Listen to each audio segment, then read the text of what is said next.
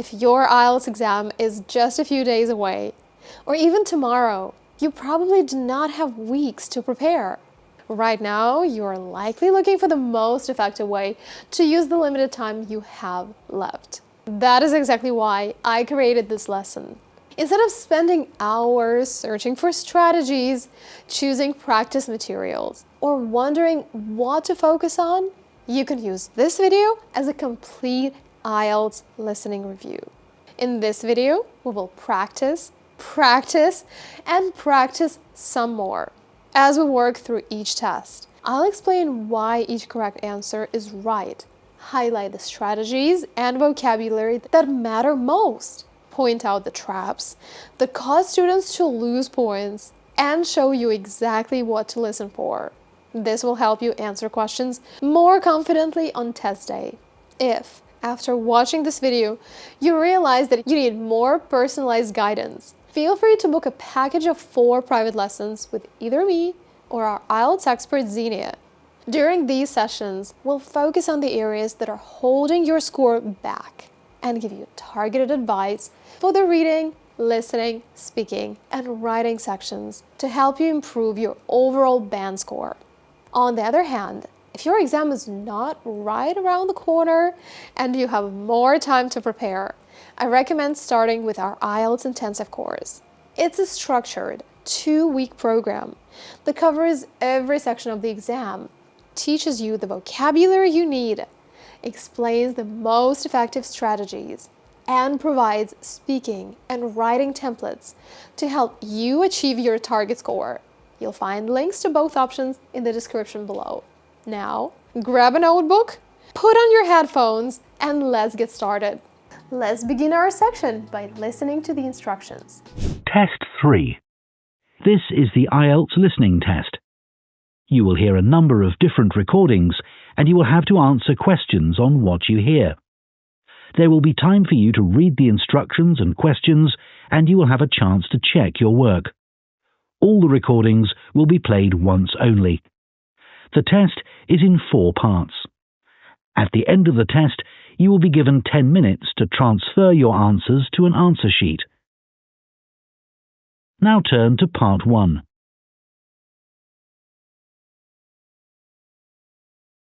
Part 1. You will hear a man talking to the coordinator of a photography club. First, you have some time to look at questions 1 to 4. The first question is the form completion question. You'll need to complete the form in front of you. As you can see, they give you time to review the questions before listening to the recording. Use this time to quickly scan the task so that you know what to expect in the conversation. Pay attention to how many words and/or numbers you can write and what kind of answers you need to look for. For example, in question 1, you need to write the name of the street. They will probably spell it out letter by letter. Question 2 asks how the speaker heard about the club. Question 3 is about the second reason why the speaker wants to join the club. And question 4 is about the type of membership that costs £30. As always, expect to hear paraphrases and synonyms in the recording. So don't just listen for the words, listen for ideas. Let's begin listening. Now listen carefully and answer questions 1 to 4. Hello, Wayside Camera Club, Breeder speaking. Oh, hello. My name's Dan, and I'd like to join your club. That's great, Dan. We have an application form. Would you like to complete it over the phone? Then you can ask any questions you might have. Oh, yes, thanks. Okay. So, what's your family name? It's Green. Dan Green. So, can I take your email address? Yes, it's dan1068@market.com. Thanks. And what about your home address? Well, I'm about 10 miles away from your club in Peacetown. I live in a house there. Okay. So what's the house number and street? It's 52 Marrowfield Street. Is that O-W-F-I-E-L-D? That's right. And that's Peacetown, you said. Uh-huh. So how did you hear about our club? Did you look on the internet? I usually do that, but this time, well, I was talking to a relative the other day and he suggested it. Oh, is he a member too? He belongs to another club, but he'd heard good things about yours. Okay. So what do you hope to get from joining? Well, one thing that really interests me is the competitions that you have. I enjoy entering those. Right. Anything else? Well, I also like to socialize with other photographers. That's great. So what type of membership would you like? What are the options? It's £30 a year for full membership, or £20 a year if you're an associate. I think I'll go for the full membership then. That's a good idea, because you can't vote in meetings with an associate membership.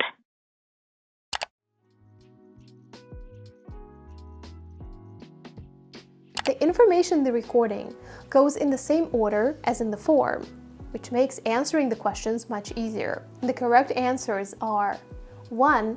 Marrowfield. As I predicted, they spelled it. 2. Relative. 3. Socialize. Both versions of the spelling are accepted. 4. Full. As you can see, there are two types of spelling aspects that you should expect to be tested on. One is simply knowing how to spell the word you heard. This is where the Fast Fingers website comes in handy. This exercise will also hone your typing skills. You can also practice on the spelling training website, where you can choose lists or import your own lists of words you'd like to remember how to spell. The second aspect is to be able to write down the name of the street, the city, or the person's last name that is given to you letter by letter. This is what most students struggle with. You can practice on the Daily Dictation website, which has a spelling section. Finally, you can also review groups of words that are often misspelled. Let's move on. Questions 5 to 10. This task is a table completion question. You'll need to complete the table and use no more than 2 words. Before you hear the rest of the conversation, you have some time to look at questions 5 to 10.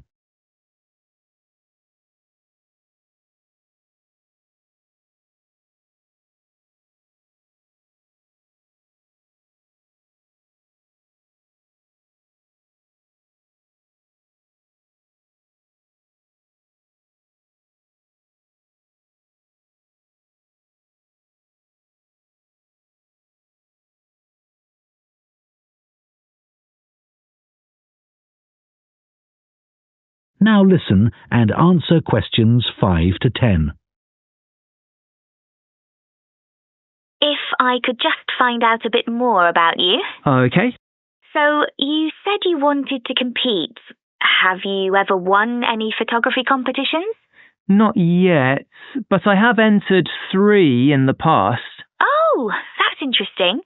So why don't you tell me something about those? Let's start with the first one. Well, the theme was entitled Domestic Life. I see. So it had to be something related to the home? Yeah, I chose to take a photo of a family sitting round the dinner table having a meal. And, I didn't win, but I did get some feedback. Oh, what did the judges say? That it was too busy as a picture. Aha.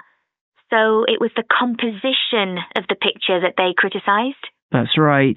And once they'd told me that, I could see my mistake. So what was the theme of the second competition? Well, my university was on the coast, and that area gets a lot of beautiful sunsets. So that was the theme. Oh, sunsets. That's a great theme. Yes, the instructions were to capture the clouds as well. It couldn't just be blue sky and a setting sun. Sure, because they give you all those amazing pinks and purples. Yeah, and I thought I'd done that well, but the feedback was that I should have waited a bit longer to get the shot. I see. So the timing wasn't right. Yes, I took it too soon, basically. And then the third competition I entered was called Animal Magic. Well, that's a difficult subject. I know. I had to take hundreds of shots. I'm sure, because animals move all the time. That's what we had to show. There had to be some movement in the scene. I got a great shot of a fox in the end, but I took it at night and, well, I suspected that it was a bit dark, which is what I was told. Well, Dan, you seem to be really keen, and we'd be delighted to have you in our club. I'm sure we can help with all those areas that you've outlined. Thanks, that's great.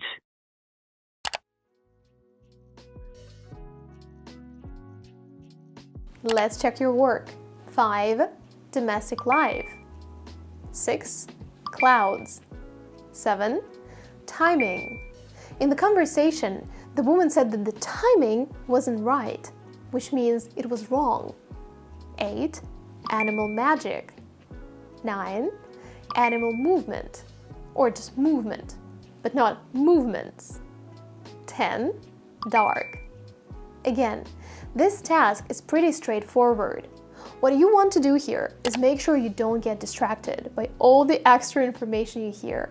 In the beginning, you don't have to write down much because they give you time to understand the conversation. Then, as you get closer to the end, you'll have more answers to give.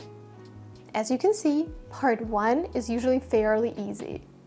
2 things to keep in mind are staying focused, even if the conversation seems very basic, and brushing up on your spelling skills.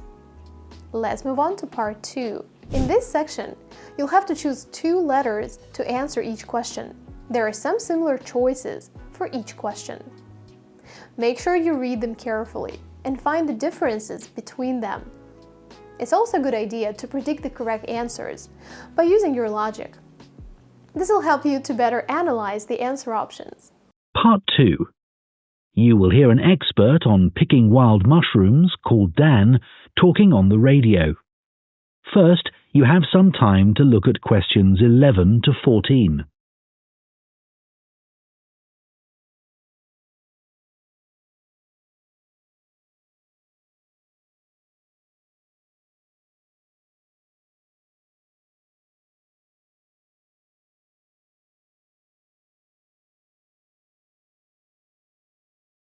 Now listen carefully and answer questions 11 to 14.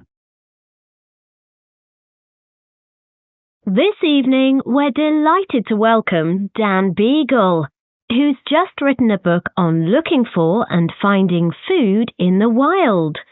He's going to tell us everything we need to know about picking wild mushrooms.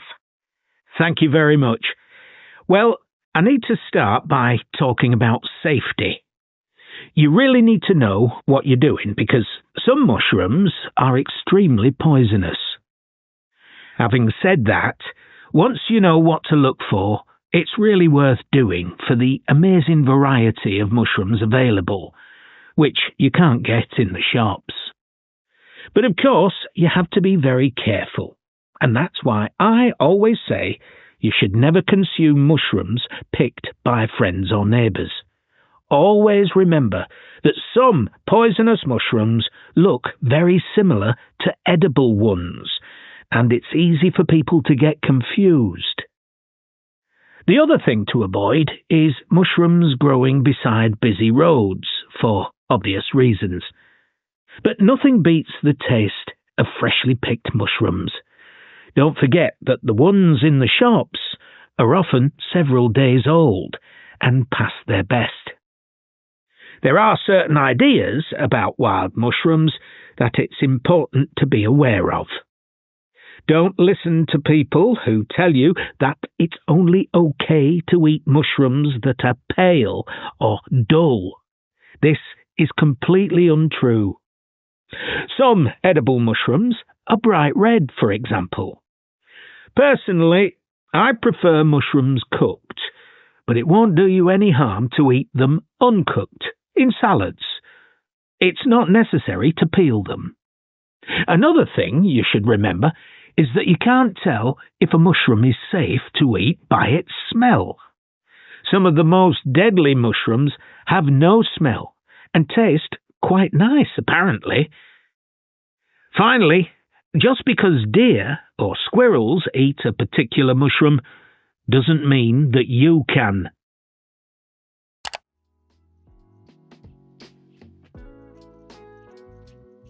Let's check your answers. 11 to 12, B, C.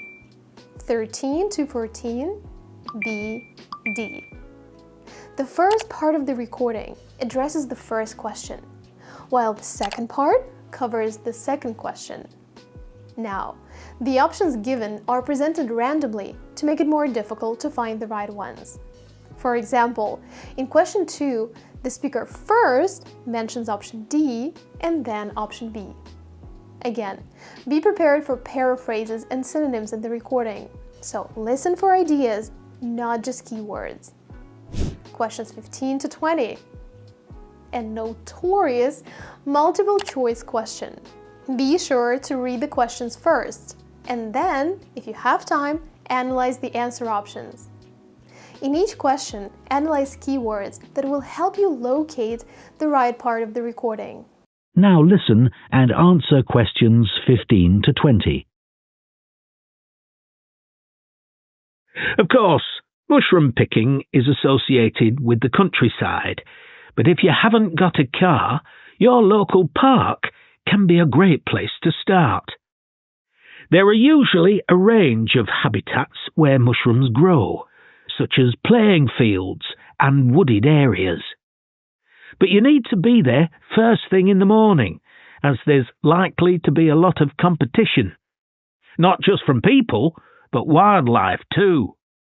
The deer often get the best mushrooms in my local park. If you're a complete beginner, I wouldn't recommend going alone or relying on photos in a book, even the one I've written. There are some really good phone apps for identifying mushrooms, but you can't always rely on getting a good signal in the middle of a wood. If possible, you should go with a group led by an expert. You'll stay safe and learn a lot that way. Conservation is a really important consideration, and you must follow a few basic rules. You should never pick all the mushrooms in one area. Collect only enough for your own needs. Be very careful that you don't trample on young mushrooms or other plants. And make sure you don't pick any mushrooms that are endangered and protected by law. There's been a decline in some varieties of wild mushrooms in this part of the country. Restaurants are becoming more interested in locally sourced food like wild mushrooms. But the biggest problem is that so many new houses have been built in this area in the last 10 years. And more water is being taken from rivers and reservoirs because of this, and mushroom habitats have been destroyed. Anyway, a word of advice on storing mushrooms. Collect them in a brown paper bag, and as soon as you get home, put them in the fridge. They'll be fine for a couple of days, but it's best to cook them as soon as possible. After washing them really carefully first, of course. So, everybody knows what a mushroom tastes like, right? Well, you'll be surprised by the huge variety of wild mushrooms there are. Be adventurous. They're great in so many dishes. Stir-fries, risottos, pasta. But just be aware that some people can react badly to certain varieties, so it's a good idea not to eat huge quantities to begin with. Okay, so now I'm going to show you a few examples of poison. That is the end of part 2. You now have 30 seconds to check your answers to Part 2.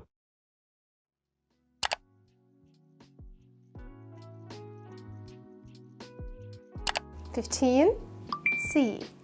The keyword in this sentence is park. 16. B. The keyword is beginners. Also be careful, as the IELTS creators like to set traps. For example, for this question, the speaker first said that using a mushroom app might be a good idea, but then he started talking about its disadvantages.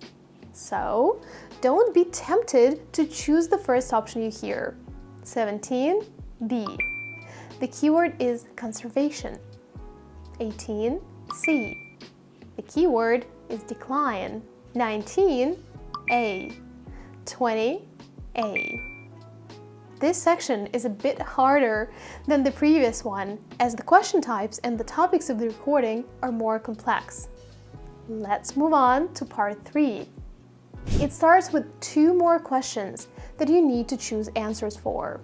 Let's listen to the recording. Part 3.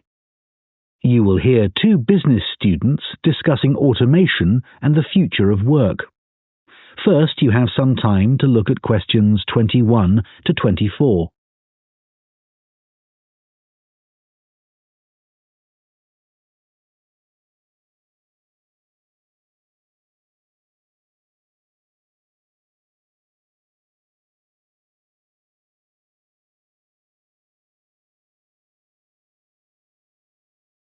Now listen carefully and answer questions 21 to 24.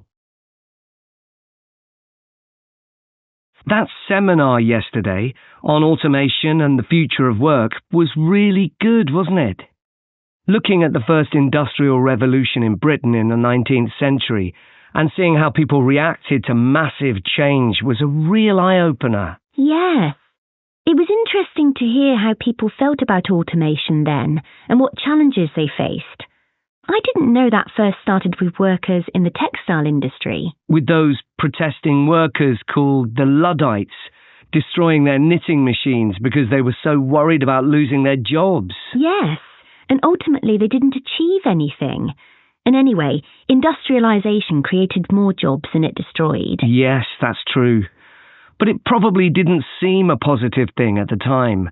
I can see why the Luddites felt so threatened. I know. I'm sure I would have felt the same. The discussion about the future of work was really optimistic for a change. I like the idea that work won't involve doing boring, repetitive tasks, as robots will do all that.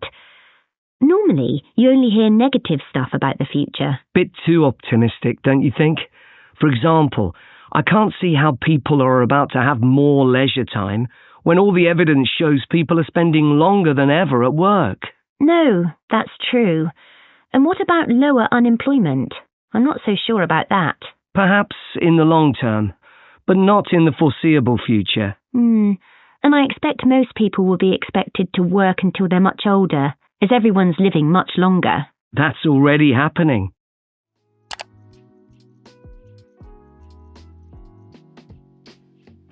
(21, 22) A, E. 23, 24, B, D. The keywords to listen for are Luddites and the future of work. As soon as you hear them, you know what question you should be answering. If you didn't have time to analyze all the answer options in the time given, you can always look through them after the talk and choose the correct options. The important part is to understand the conversation well. Now, questions 25 to 30 want us to match students' comments with the different jobs they talk about. Quickly go through the comments and try to get the main idea of each one. It's important to do this in advance, because otherwise it will be quite challenging to do the matching while you're listening to the recording. Before you hear the rest of the discussion, you have some time to look at questions 25 to 30.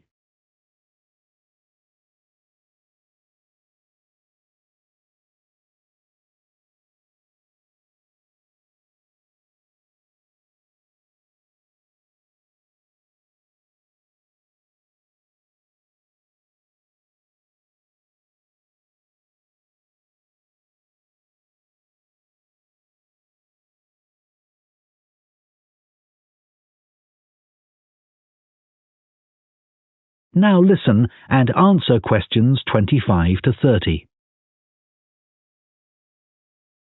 I enjoyed all that stuff on how technology has changed some jobs and how they're likely to change in the near future. Yeah, incredible.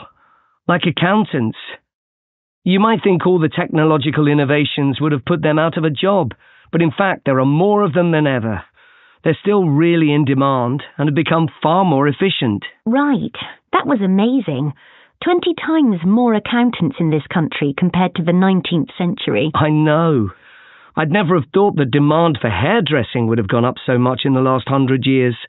One hairdresser for every 287 people now, compared to one for over 1,500. Yeah, because people's earning power has gone up so they can afford to spend more on personal services like that. But technology hasn't changed the actual job that much. No, they've got hairdryers, etc., but it's one job where you don't depend on a computer. The kind of work that administrative staff do has changed enormously, thanks to technology. Even 20 years ago, there were secretaries doing dictation and typing. Yes, really boring compared to these days, when they're given much more responsibility and higher status. A lot of graduates go in for this kind of work now. I'd expected there to be a much bigger change in the number of agricultural workers in the 19th century, but the 1871 census showed that roughly 25% of the population worked on the land. Yeah, I'd have assumed it would be more than 50%. Now it's less than 0.2%. What about care workers? They barely existed in the 19th century, as people's lifespan was so much shorter. But now, of course, this sector will see huge growth. Yeah, and it's hard enough to meet current demand. The future looks quite bleak for bank clerks. They've been in decline since ATMs were introduced in the 80s. And technology will certainly make most of the jobs they do now redundant, I think. I agree. Although the situation may change, it's very hard to predict what will happen. That is the end of Part 3. You now have 30 seconds to check your answers to Part 3.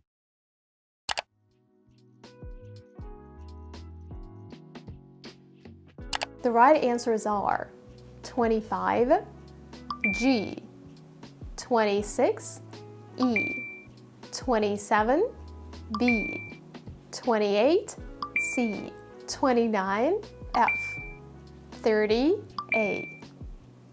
Finally, the last and the most difficult section. When I say difficult, I mean that the topic of the recording will usually be academic and contain many advanced words.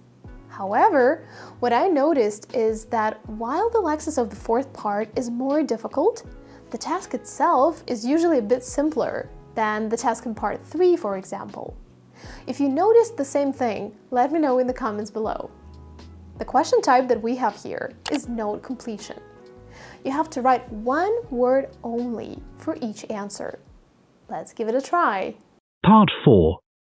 You will hear part of a lecture for astronomy students about the need for a system to manage satellites and other objects orbiting the Earth. First, you have some time to look at questions 31 to 40.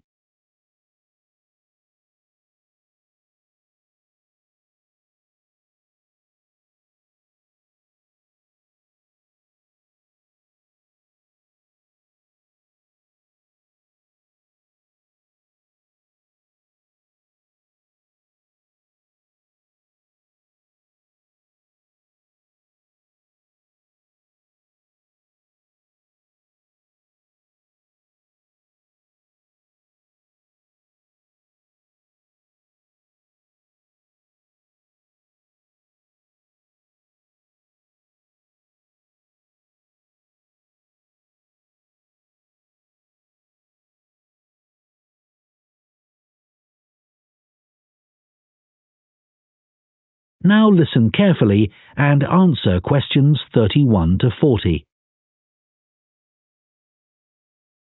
In today's astronomy lecture, I'm going to talk about the need for a system to manage the movement of satellites and other objects in orbit around the Earth.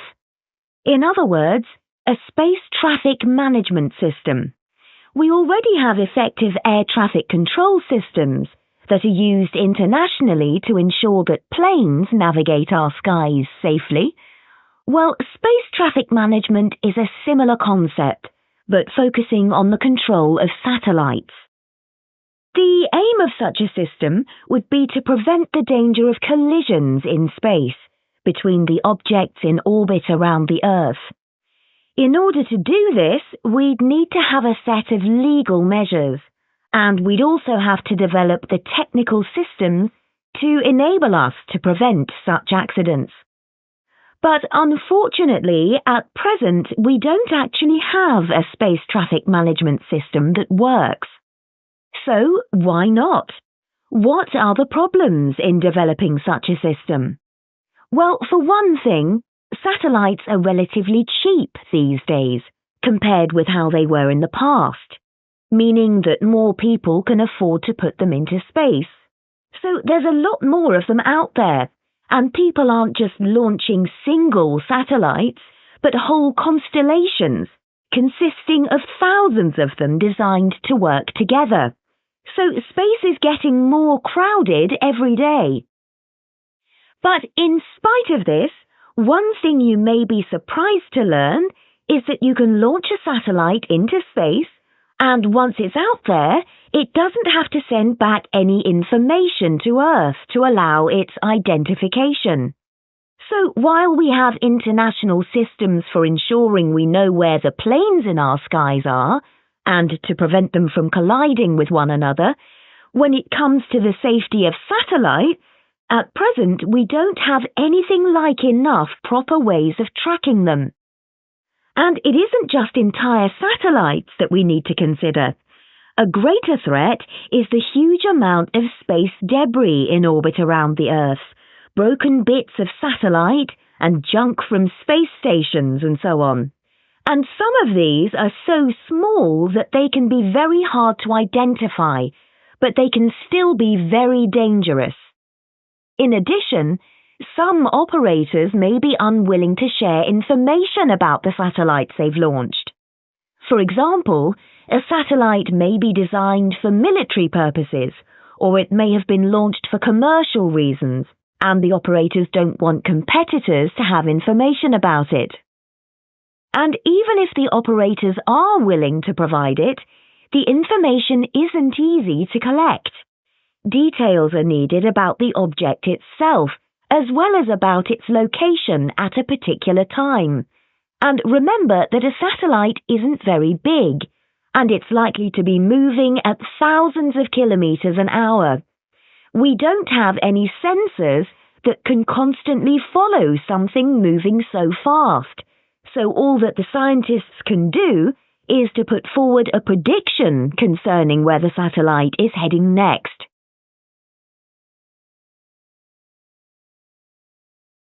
So those are some of the problems that we're facing. Let's consider now some of the solutions that have been suggested. One key issue is the way in which information is dealt with. We need more information, but it also needs to be accessible at a global level. So we need to establish shared standards that we can all agree on for the way in which this information is presented. We already do this in other areas of science, so although this is a challenge, it's not an impossible task. Then as all this information's collected, it needs to be put together so it can be used, and that will involve creating a single database on which it can be entered. As we continue to push forward new developments, congestion of the space environment is only going to increase. To cope with this, we need to develop a system like the one I've described to coordinate the work of the numerous spacecraft operators. But it's also essential that this system is one that establishes trust in the people that use it, both nationally and at a global level. One interesting development that I'll mention. That is the end of Part 4. You now have 1 minute to check your answers to Part 4.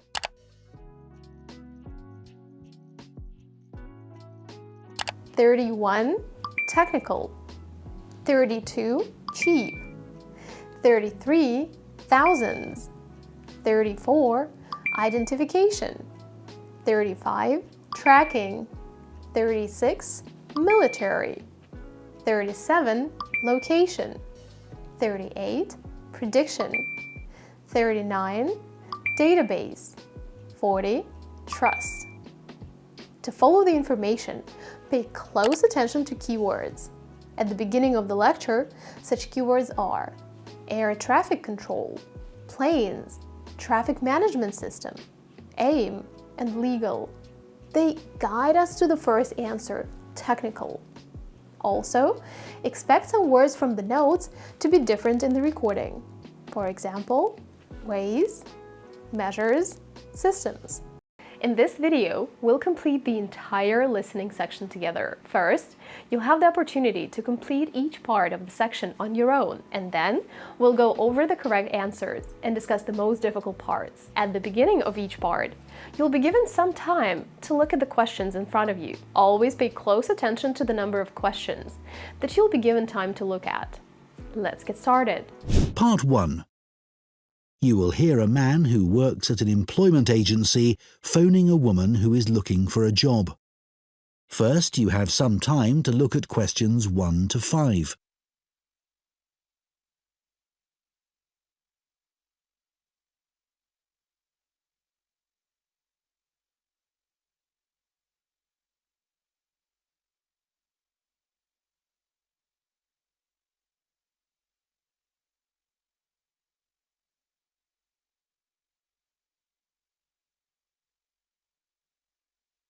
Now listen carefully and answer questions 1 to 5.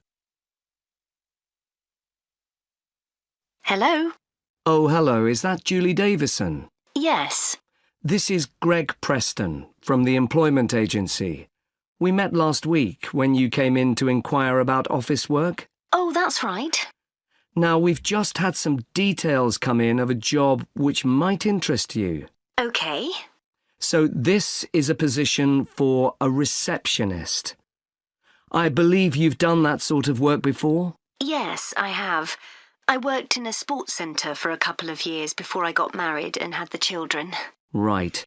Well, this job's in Fordham, so not too far away for you, and it's at the medical centre there. Okay.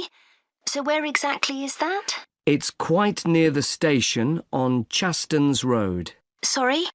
Chastens Road. That's CHASTONS.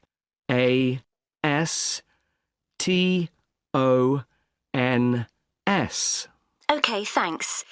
So what would the work involve? Dealing with inquiries from patients? Yes. And you'd also be involved in making appointments, whether face-to-face or on the phone, and rescheduling them if necessary. Fine, that shouldn't be a problem. And another of your duties would be keeping the centre's database up to date. Then you might have other general administrative duties as well, but those would be the main ones. Okay. Before you hear the rest of the conversation, you have some time to look at questions 6 to 10.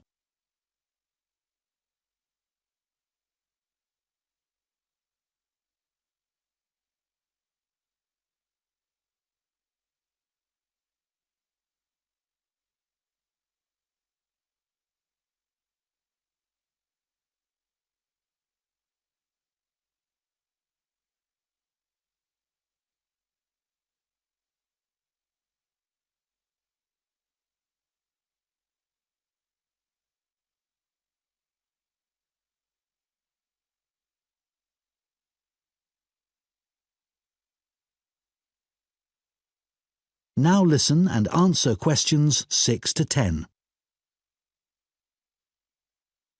Now, when the details came in, I immediately thought of you because one thing they do require is someone with experience. And you did mention your work at the sports centre when you came in to see us. Yes, in fact I enjoyed that job. Is there anything else they're looking for? Well, they say it's quite a high-pressure environment. They're always very busy, and patients are often under stress, so they want someone who can cope with that and stay calm, and at the same time be confident when interacting with the public. Well, after dealing with 3 children all under 5, I reckon I can cope with that. I'm sure you can. And then another thing they mention is that they're looking for someone with good IT skills. Not a problem. So you'd be interested in following this up? Sure. When would it start? Well, they're looking for someone from the beginning of next month. But I should tell you that this isn't a permanent job. It's temporary, so the contract would be just to the end of September. But they do say that there could be further opportunities after that. OK. And what would the hours be? Well, they want someone who can start at 7:45 in the morning. Could you manage that? Yes, my husband would have to get the kids up and off to my mother's. She's going to be looking after them while I'm at work. What time would I finish? 1:15. That should work out all right. I can pick the kids up on my way home, and then I'll have the afternoon with them. Oh, one thing. Is there parking available for staff at the centre? Yes, there is. And it's also on a bus route. Right. Well, I expect I'll have the car, but it's good to know that. OK, so where do I go from here? Well, if you are happy for me to do so, I'll forward your CV and references, and then the best thing would probably be for you to phone them so they can arrange for an interview. Great. Well, thank you very much. You're welcome. Bye now. Bye.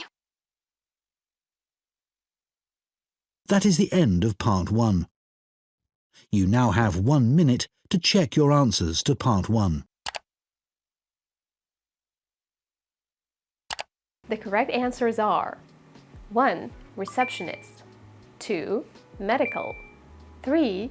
Chastens, 4. Appointments, 5. Database, 6. Experience, 7. Confident, 8. Temporary, 9. 115, 10. Parking. Questions 1 to 4 were relatively easy. The synonyms used in these questions are role, position, to reorganize, to reschedule. Question 5 was a little harder to answer. The notes say, maintaining the internal ... None of these words are in the audio. The man says, and another of your duties would be keeping the center's database up to date. But look, keep up to date is a synonym for maintain. Internal means inside. In this particular sentence, internal means inside the center.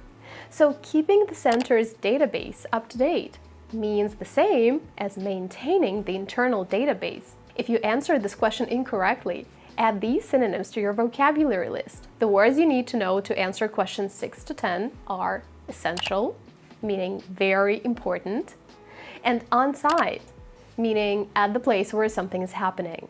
For example, if a worker is on-site, they are at the construction site, office, or factory where their job is. In the audio, the synonyms for these words were essential. One thing they do require is on-site, at the center. Question 8 is a bit tricky. The man says, this isn't a permanent job, it's temporary. So those of you who got this question wrong may have heard the word permanent and thought that was the right answer. But it isn't, because the man says that the job is not permanent. By the way, temporary means lasting for a limited period of time, while permanent means the opposite, lasting for a long period of time, or even forever. In question 9, the answer is time. Writing times may be a challenge. If there is another time mentioned in the task, feel free to use the same format in your answer. For example, 7:45 is written with a period, not a colon. Also, make sure you review another way of saying time, as you may encounter it in the first part of the IELTS listening test. For example, 3:15 p.m., 3:15, 2:45 p.m., 2:45, 3:30 p.m., 3:30. Part 2. You will hear a guide at a farming museum talking to a group of visitors. First, you have some time to look at questions 11 to 14.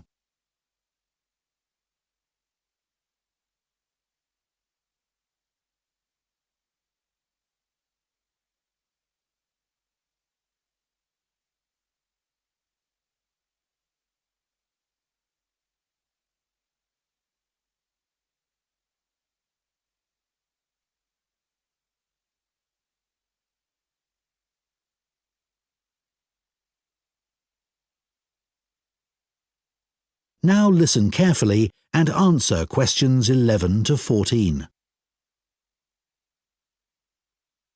Good morning, everyone, and welcome to the Museum of Farming Life. I understand it's your first visit here, so I'd like to give you some background information about the museum and then explain a little about what you can see during your visit. So, where we're standing at the moment is the entrance to a large building that was constructed in 1880 as the home of a local businessman, Alfred Palmer, of the Palmer Biscuit Factory. It was later sold and became a hall of residence for students in 1911 and a museum in 1951. In 2005, a modern extension was built to accommodate the museum's collections. The museum's owned by the university, and apart from 2 rooms that are our offices, the university uses the main part of the building.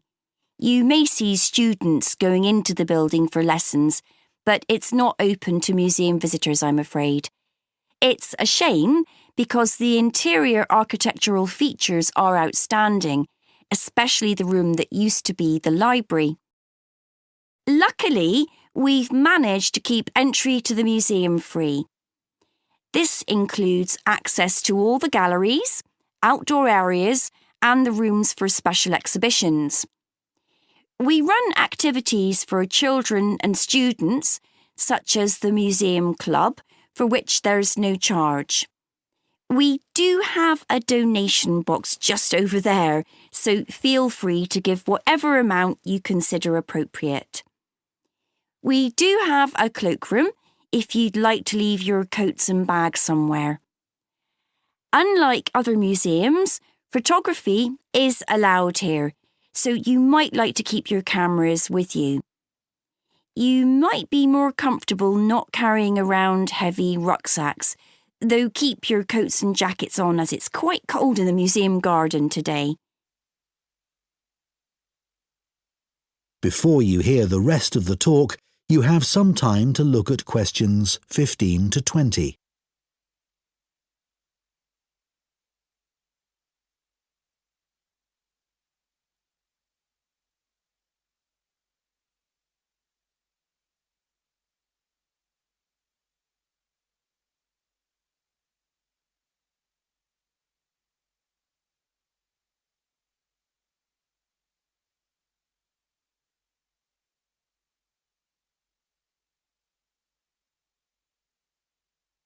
Now listen and answer questions 15 to 20. I'd like to tell you about the different areas of the museum. Just inside and outside the main gallery, we have an area called 4 Seasons. Here, you can watch a 4-minute animation of a woodland scene. It was designed especially for the museum by a group of young people on a film studies course, and it's beautiful. Children absolutely love it, but then so do adults. The main gallery is called Town and Country. It includes a photographic collection of prize-winning sheep and shepherds. Leaving Town and Country, you enter Farmhouse Kitchen, which is, well, self-explanatory. Here, we have the oldest collection of equipment for making butter and cheese in the country. And this morning, a specialist cheesemaker will be giving demonstrations of how it's produced. You may even get to try some. After that, you can go in 2 directions. To the right is a staircase that takes you up to a landing from where you can look down on the galleries. To the left is a room called A Year on the Farm.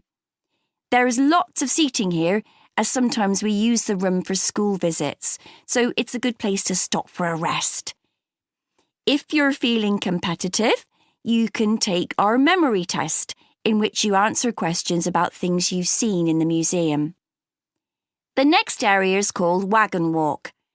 This contains farm carts from nearly every part of the country.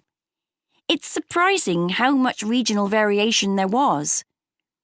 Beside the carts are display boards with information about each one. The carts are old and fragile, so we ask you to keep your children close to you and ensure they don't climb on the carts. From Wagon Walk, you can either make your way back to reception or go out into the garden, or even go back to take another look in the galleries. In the far corner of the garden is Bees Are Magic, but we're redeveloping this area so you can't visit that at the moment. You can still buy our honey in the shop though. Finally, there's the pond, which contains all kinds of interesting wildlife. There are baby ducks that are only a few days old, as well as tiny frogs. The pond isn't deep and there is a fence around it, so it's perfectly safe for children. That is the end of Part 2. You now have 30 seconds to check your answers to Part 2.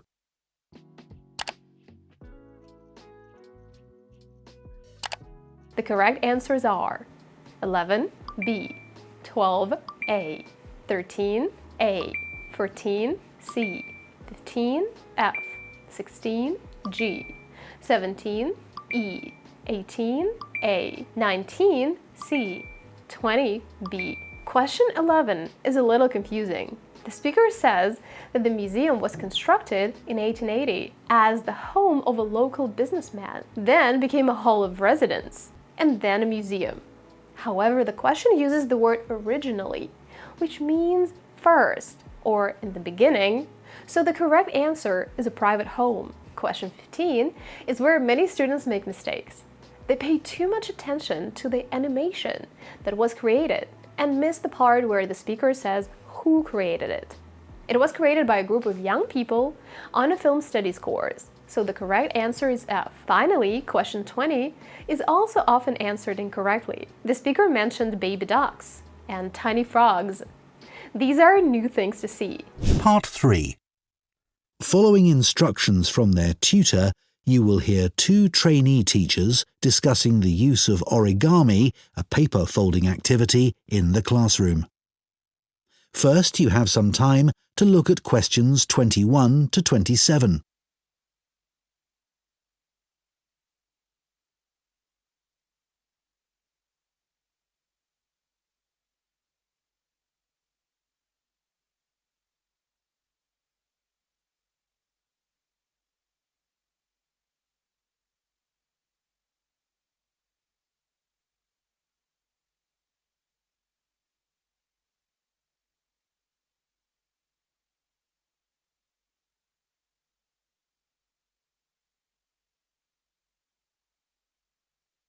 Now listen carefully and answer questions 21 to 27.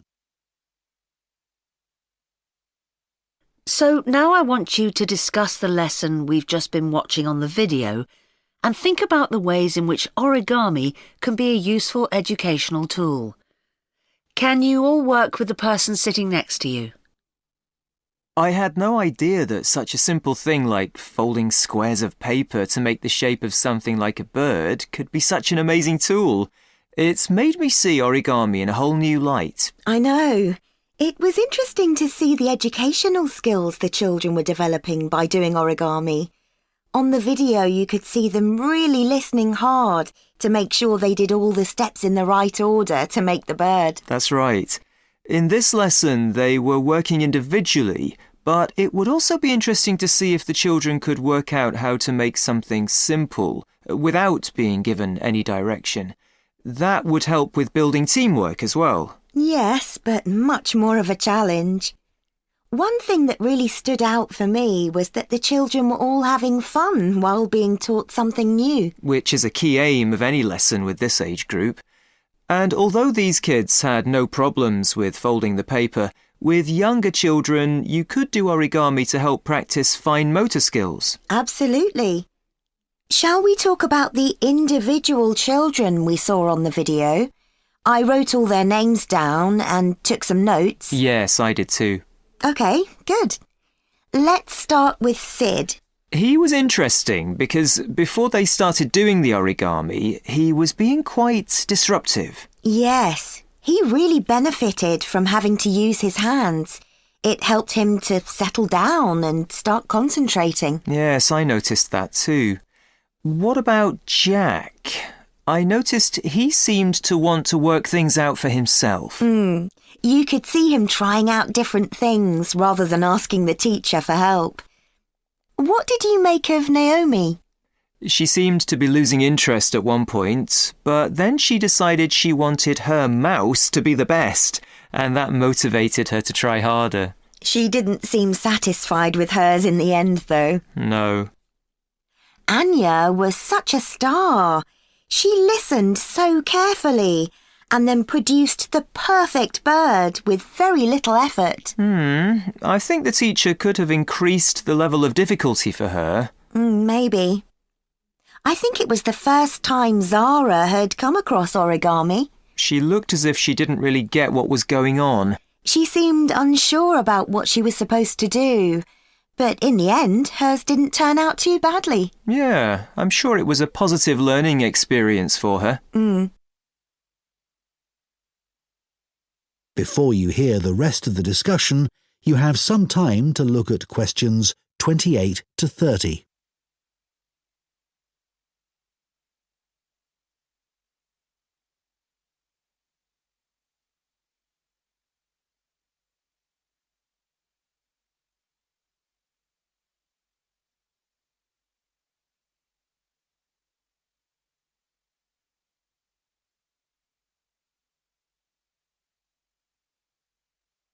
Now listen and answer questions 28 to 30. I think one reason why the origami activity worked so well in this class was that the teacher was well prepared. Right. I think it would have taken me ages to prepare examples showing each of the steps involved in making the bird, but that was a really good idea. The children could see what they were aiming for. And much better for them to be able to hold something rather than just looking at pictures. Those physical examples supported her verbal explanations really well. It's strange that origami isn't used more widely. Why do you think that is? Well, teachers may just feel it's not that appealing to children who are used to doing everything on computers, especially boys, even if they're aware of the benefits. Oh, I don't know. It's no different to any other craft activity. I bet it's because so many teachers are clumsy like me. That's true. Too much effort required if you're not good with your hands. Well, anyway, I think we should try it out in our maths teaching practice with Year 3. I can see using origami is a really engaging way of reinforcing children's knowledge of geometric shapes, like they were doing in the video. But I think it would also work really well for presenting fractions, which is coming up soon. Good idea. That's something most of the kids in that class might struggle with. Origami would also be good practice for using symmetry, but I think they did that last term. OK, well, let's try and get some ideas together and plan the lesson next week. OK, if you could also... That is the end of Part 3. You now have 30 seconds to check your answers to Part 3.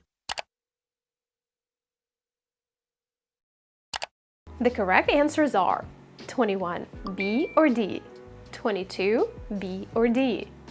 Note that for this type of question, the order in which you write the answers doesn't matter. It can be 21D and 22B, or 21B and 22D, 23D, 24A, 25C, 26G, 27, F, 28, A, 29, B, 30, C. For questions 23 to 27, there is a lot of information to process before the audio begins. Not every student will have time to read all the comments. If you're that type of student and can't immediately match a child's name with a comment, make sure you still listen carefully to understand what the speaker said about the child. After the audio is over, you can go back to the comments and use the elimination strategy to pick the right one. Part 4. You will hear a literature student giving a talk about Victor Hugo, a famous 19th century French writer. First, you have some time to look at questions 31 to 40.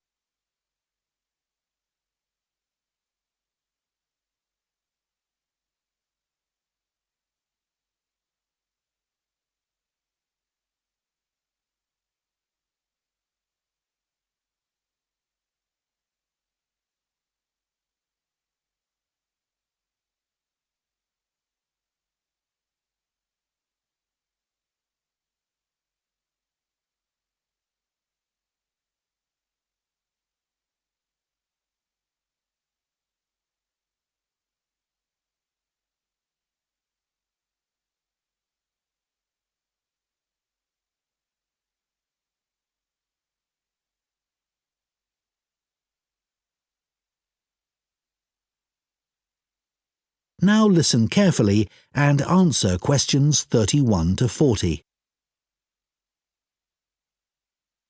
The person I've chosen to talk about is the French writer Victor Hugo. Many people have heard of him because his novel, Les Miserables, which he wrote in 1862, is famous around the world. It became a stage musical in the 1980s, and a film version was also released in 2012.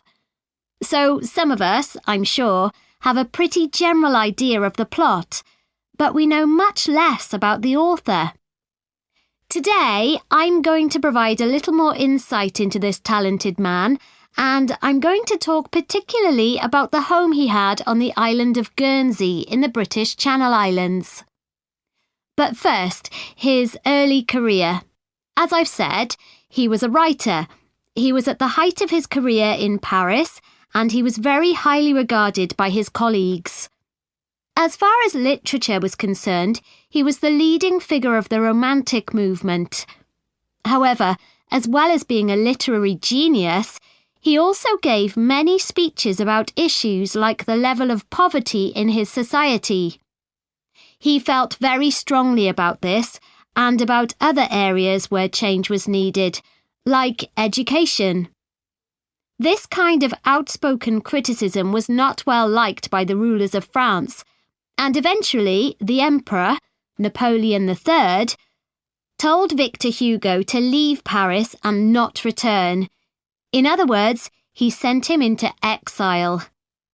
So Victor Hugo was forced to reside in other parts of Europe. Guernsey was actually his third place of exile, and he landed there in 1855. He produced a lot while on Guernsey, including Les Miserables, and to do this, he had to spend a great deal of time in the home that he had there.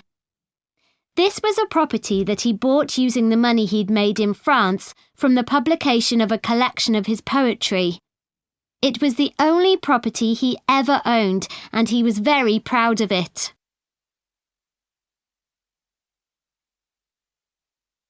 The property Victor Hugo bought on Guernsey was a large 5-storey house in the capital town of St. Peter Port, and he lived there for 15 years, returning to France in 1870 when Napoleon's empire collapsed.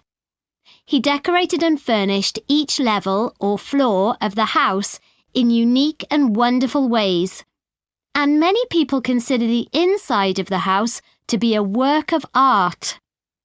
Today, it's a museum that attracts 200,000 visitors a year.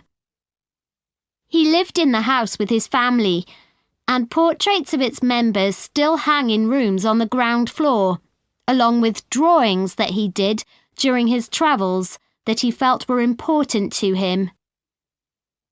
In other ground floor rooms, there are huge tapestries that he would have designed and loved.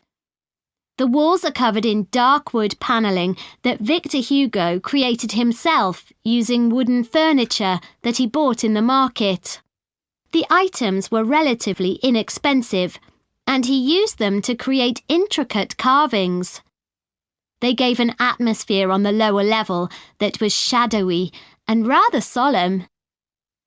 On the next level of the house, there are 2 impressive lounges where he entertained his guests. One lounge has entirely red furnishings, such as sofas and wall coverings, and the other blue. There's a strong Chinese influence in these areas in things like the wallpaper pattern and the lamps, which he would have made himself by copying original versions.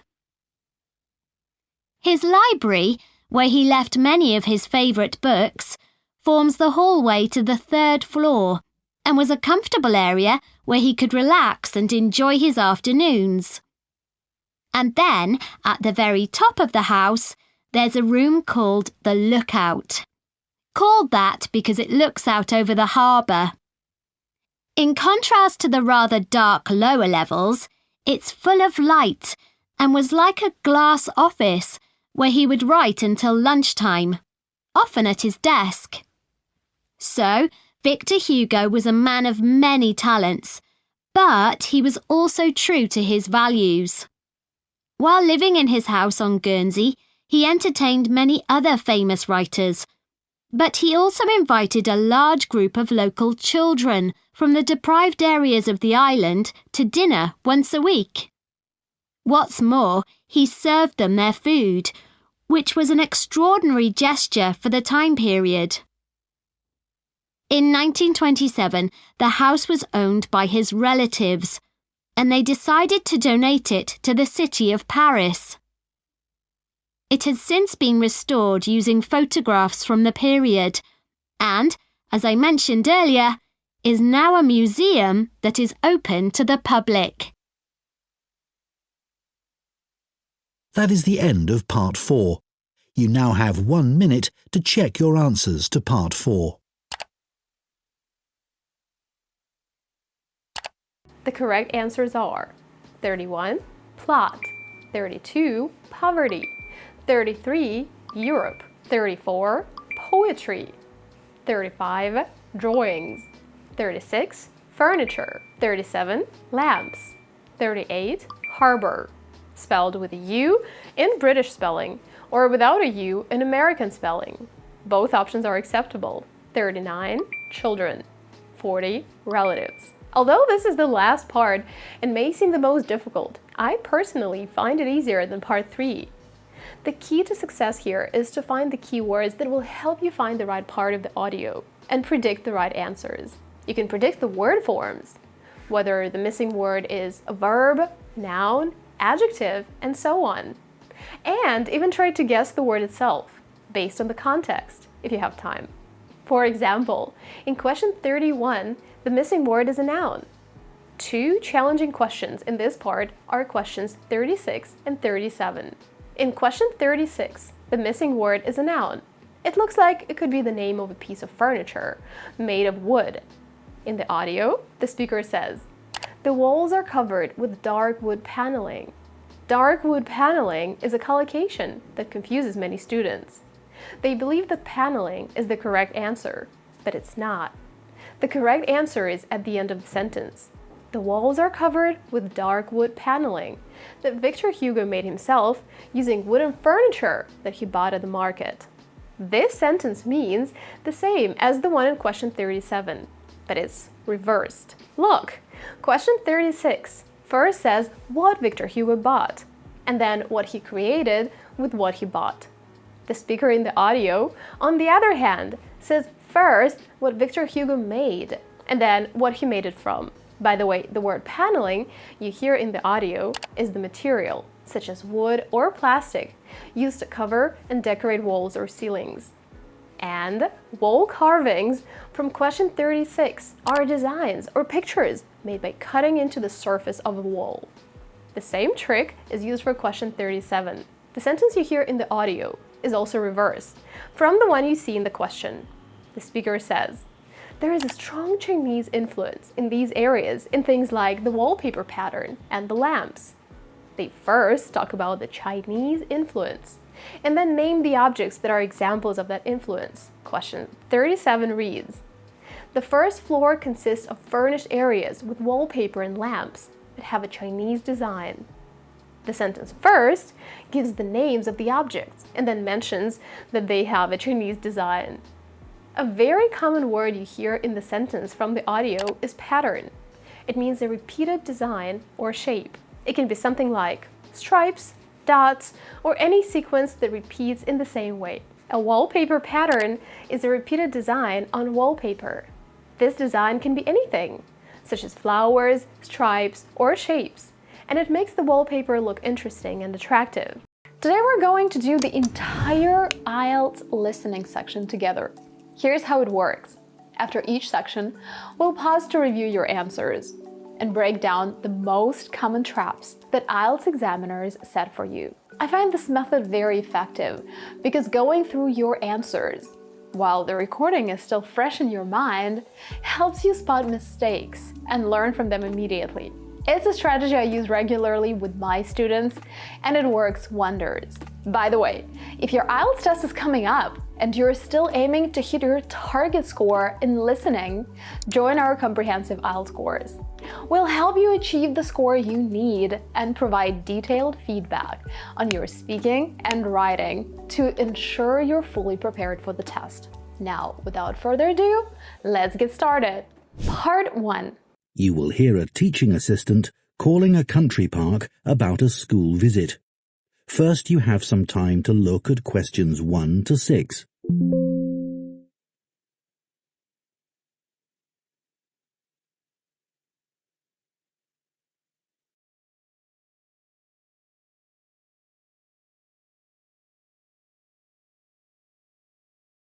Two of our classes.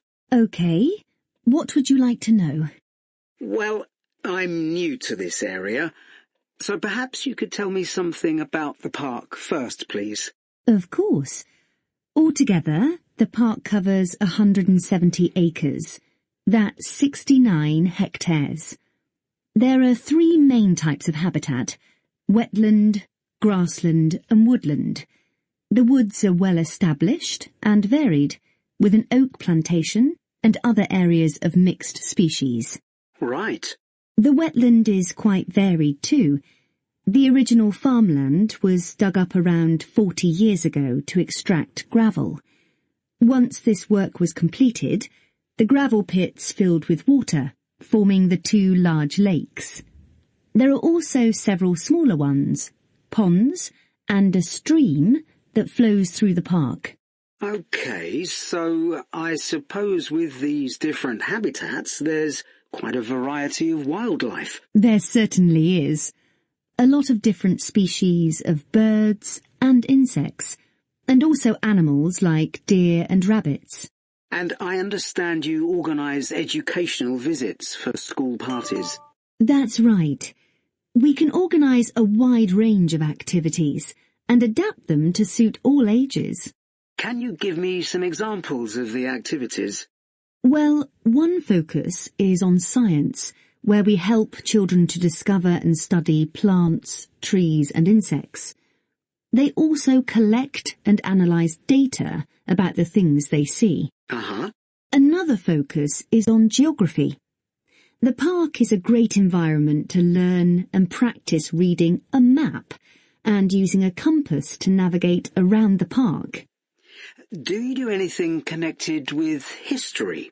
Yes, we do. For instance, the children can explore how the use of the land has changed over time. Then there's leisure and tourism. That focuses on your visitors, I would imagine. Yes, mostly. The children find out about them, their requirements, the problems they may cause, and how we manage these. And another subject we cover is music. Here the children experiment with natural materials to create sounds and explore rhythm and tempo. That must be fun. Most children really enjoy it.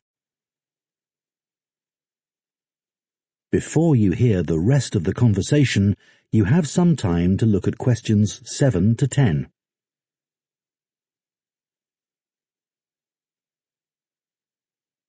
Now listen and answer questions 7 to 10. And, of course, all the activities are educational too. Learning outside the classroom encourages children to be creative and to explore and discover for themselves. I would imagine they get a sense of freedom that might not be a normal part of their lives. That's right. And very often, the children discover that they can do things they didn't know they could do, and they develop new skills. This gives them greater self-confidence. It sounds great. So, what about the practical side of it? How much does it cost for a full-day visit? We would expect to bring between 30 and 40 children. If there are over 30, it costs £4.95 for each child who attends on the day. We invoice you afterwards, so you don't pay for children who can't come because of sickness, for example. There's no charge for leaders and other adults, as many as you want to bring. That sounds very fair. Well, thanks for all the information. I'll need to discuss it with my colleagues, and I hope to get back to you soon to make a booking. We'll look forward to hearing from you. Goodbye. Goodbye, and thank you. That is the end of Part 1. You now have 1 minute to check your answers to Part 1. Let's check your answers. 69. Stream, data, map, visitors, sounds, freedom, skills. 4.95 liters. One common mistake students make in this part is in question 1. They write 170 instead of 69. This happens for two main reasons. First, they don't analyze the question properly before the recording starts. Second, they jot down the first thing they hear without listening further. IELTS creators often include what sounds like the correct answer early on to mislead you. They set many traps like this in the listening section. The good news is their tricks are fairly predictable, so if you know what to watch out for, you're much less likely to fall for them on test day. We cover all these traps in detail in our IELTS course, and we'll most certainly talk about some of them today. Looking at question 1 again, the speaker says, the park covers 170 acres. That's 69 hectares. So the correct answer is 69 because the question specifically asks for the size of the park in hectares, not acres. Part 2. You will hear the chairman of Stanthorpe Twinning Association, which organises the link between Stanthorpe in England and a town in France, talking to members about the year's events. First, you have some time to look at questions 11 to 15.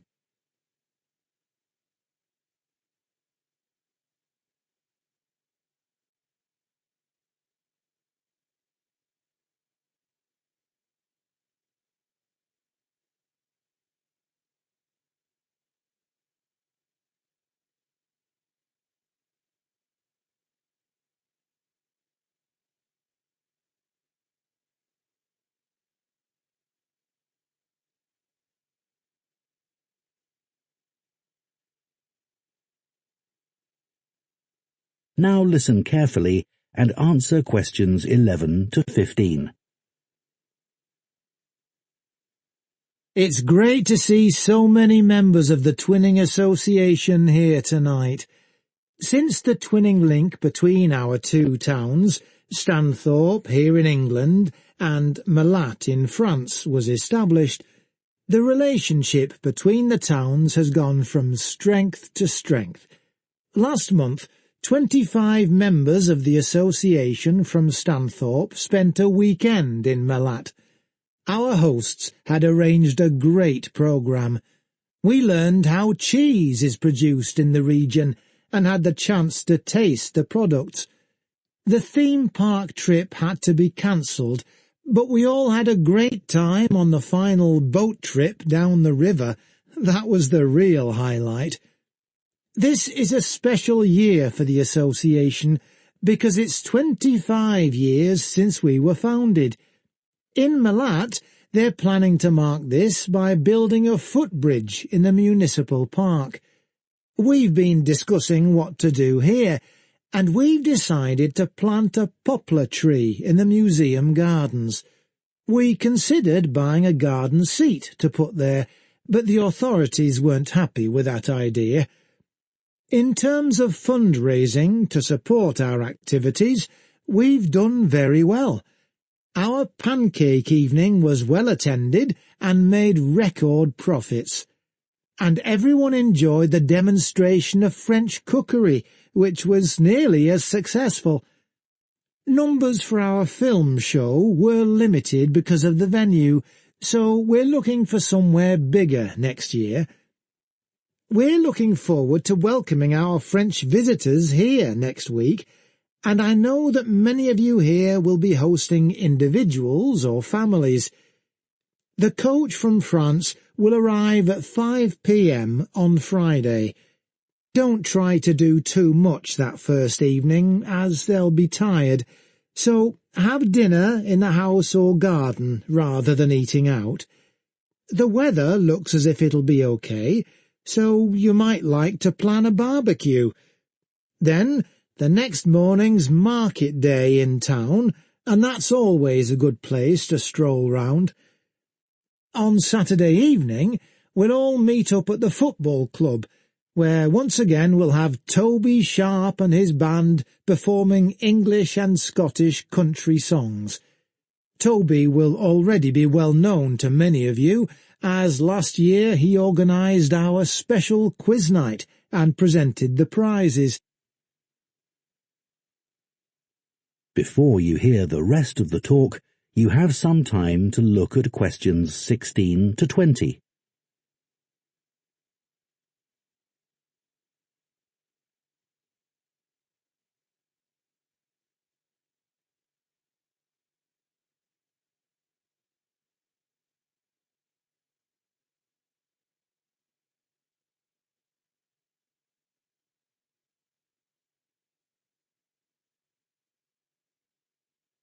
Now listen and answer questions 16 to 20. Now, on Sunday, we'll be taking our visitors to Farley House. You may not all be familiar with it, so here's a map to help you. You can see the car park at the bottom of the map. There's an excellent farm shop in the grounds where our visitors can buy local produce. It's in the old stables, which is the first building you come to. They're built round a courtyard, and the shop's in the far corner on the left. There's also a small cafe on the right as you go in. I know that one or two of our visitors may not be all that mobile. The main entrance to the house has a lot of steps, so you might want to use the disabled entry. This is on the far side of the house from the car park. Children will probably be most interested in the adventure playground. That's at the northern end of the larger lake, in a bend on the path that leads to the lake. There's lots for children to do there. There are a number of lovely gardens near the house. The kitchen gardens are rectangular and surrounded by a wall. They're to the northeast of the house, quite near the smaller lake. They're still in use and have a great collection of fruit and vegetables.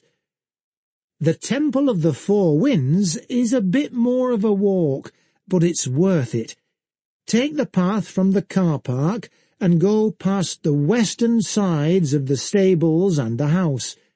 Then, when the path forks, take the right-hand path. Go up there with the woods on your left, and the temple is right at the end. There are great views over the whole area. OK, so that's That is the end of Part 2. You now have 30 seconds to check your answers to Part 2. Time to check your answers.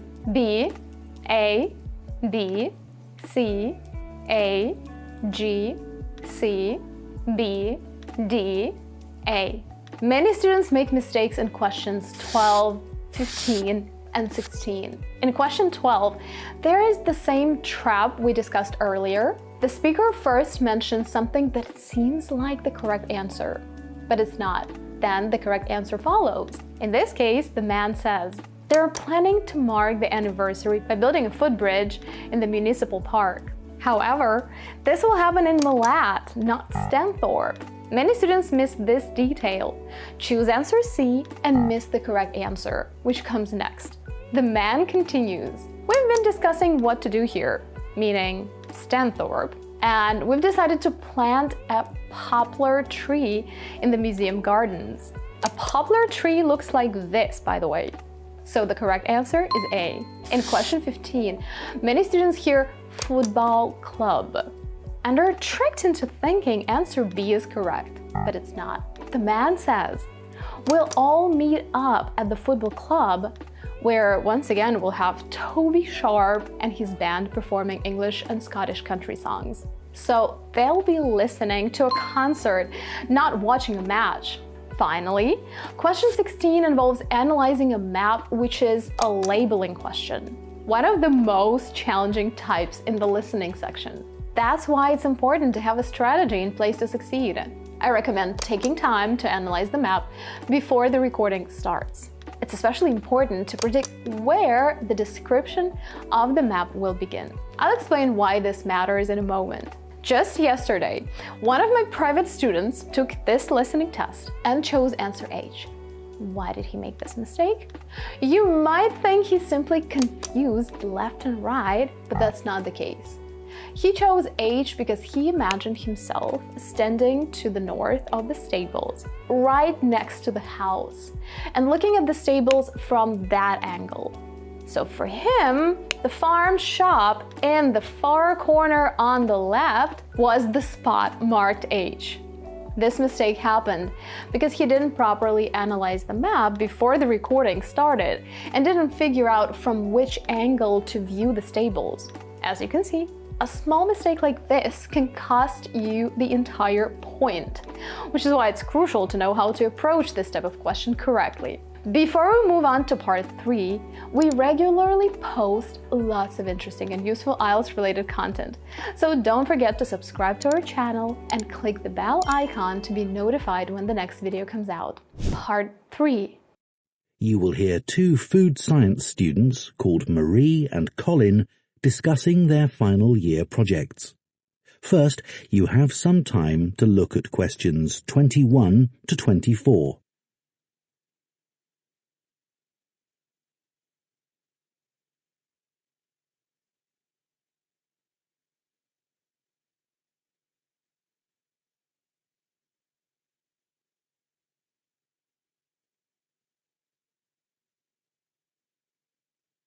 Now listen carefully and answer questions 21 to 24. I haven't seen you for a bit, Marie. No, I've been busy with my project. You're making a vegan alternative to eggs, aren't you? Something that doesn't use animal products. Yes, I'm using chickpeas. I had 2 main aims when I first started looking for an alternative to eggs, but actually, I've found chickpeas have got more advantages. Right. But how about your project on reusing waste food? You were looking at bread, weren't you? Yes. It's been hard work, but I've enjoyed it. The basic process was quite straightforward, breaking the stale bread down to a paste, then reforming it. But you were using 3D printing, weren't you, to make the paste into biscuits? Yeah, I'd used that before, but in this project I had time to play around with different patterns for the biscuits and finding how I could add fruit and vegetables to make them a more appetizing colour, and I was really pleased with what I managed to produce. It must have been a great feeling to make something appetizing out of bits of old bread that would have been thrown away otherwise. It was. And I'm hoping that some of the restaurants in town will be interested in the biscuits. I'm going to send them some samples. I came across something on the internet yesterday that might interest you. It was a company that's developed touch-sensitive sensors for food labels. It's a special sort of label on the food package. When the label's smooth, the food is fresh. And then when you can feel bumps on the label, that means the food's gone bad. It started off as a project to help visually impaired people know whether food was fit to eat or not. Interesting. So, just solid food? No, things like milk and juice as well. But actually, I thought it might be really good for drug storage in hospitals and pharmacies. Right. And coming back to food, maybe it'd be possible to use it for other things besides freshness, like how many kilograms a joint of meat is, for example. Yes, there's all sorts of possibilities. Before you hear the rest of the discussion, you have some time to look at questions 25 to 30.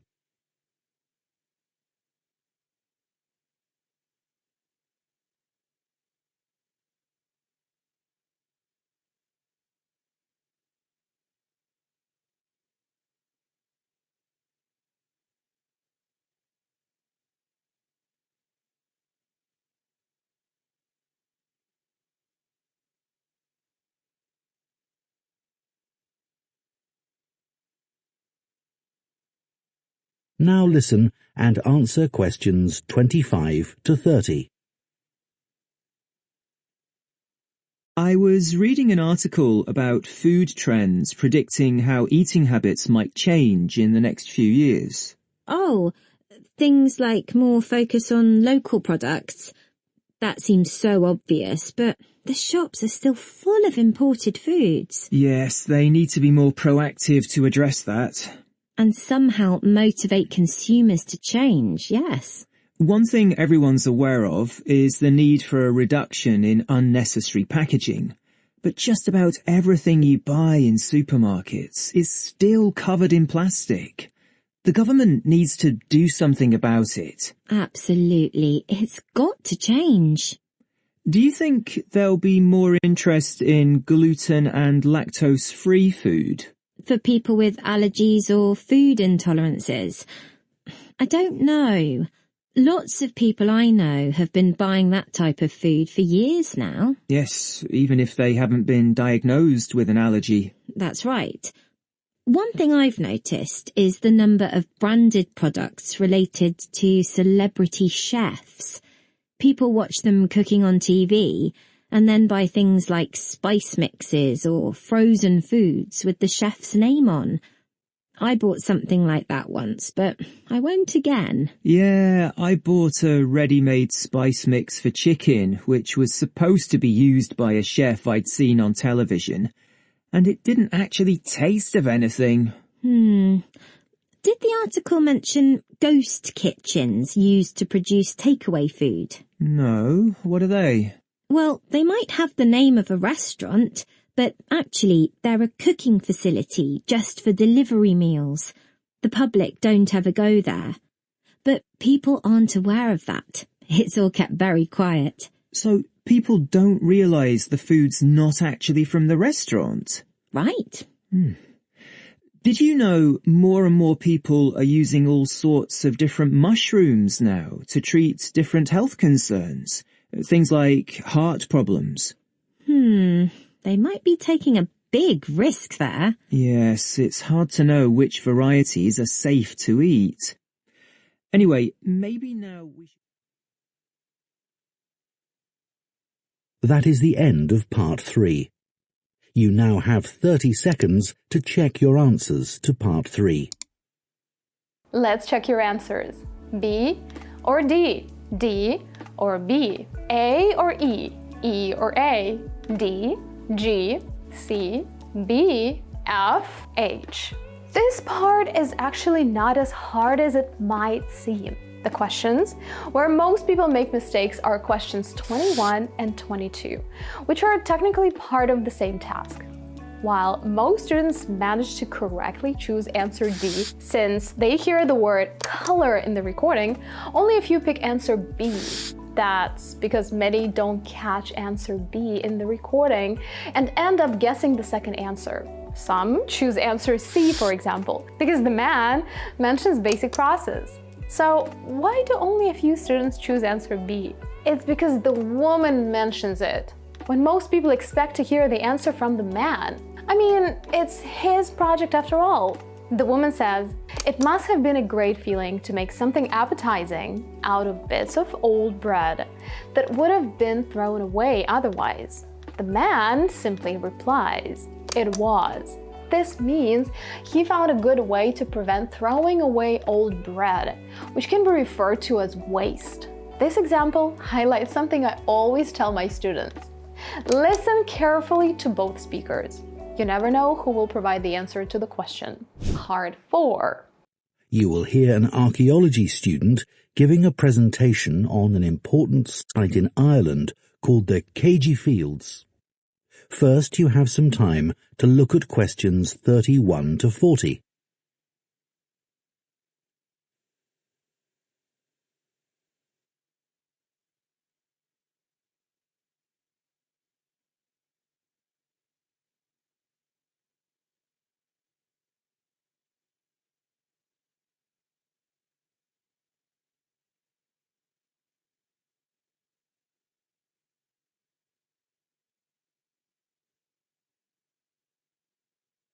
Now listen carefully and answer questions 31 to 40.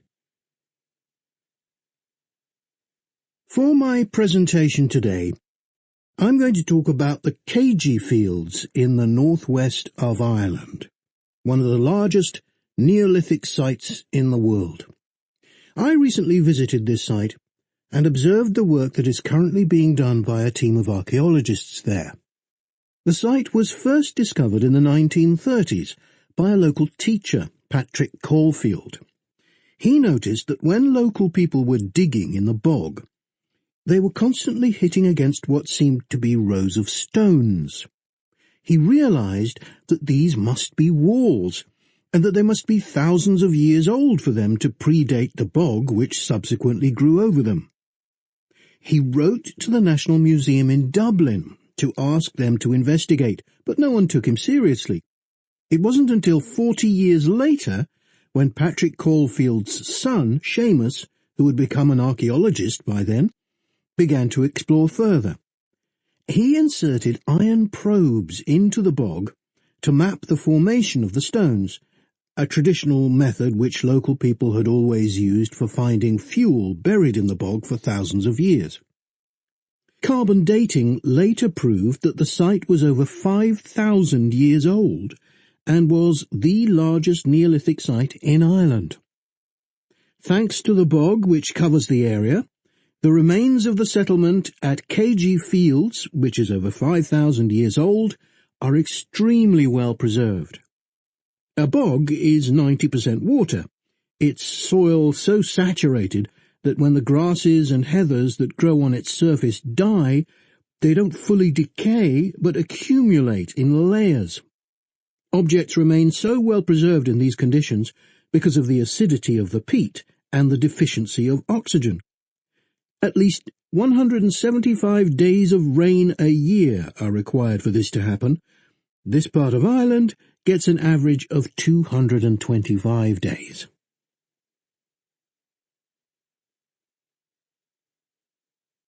The Neolithic farmers at Cagey would have enjoyed several centuries of relative peace and stability. Neolithic farmers generally lived in larger communities than their predecessors, with a number of houses built around a community building. As they lived in permanent settlements, Neolithic farmers were able to build bigger houses. These weren't round, as people often assume, but rectangular, with a small hole in the roof that allowed smoke to escape. This is one of many innovations and indicates that the Neolithic farmers were the first people to cook indoors. Another new technology that Neolithic settlers brought to Ireland was pottery. Fragments of Neolithic pots have been found in Keiji and elsewhere in Ireland. The pots were used for many things, as well as for storing food. Pots were filled with a small amount of fat, and when this was set alight, they served as lamps. It's thought that the Keiji fields were mainly used as paddocks for animals to graze in. Evidence from the Keiji fields suggests that each plot of land was of a suitable size to sustain an extended family.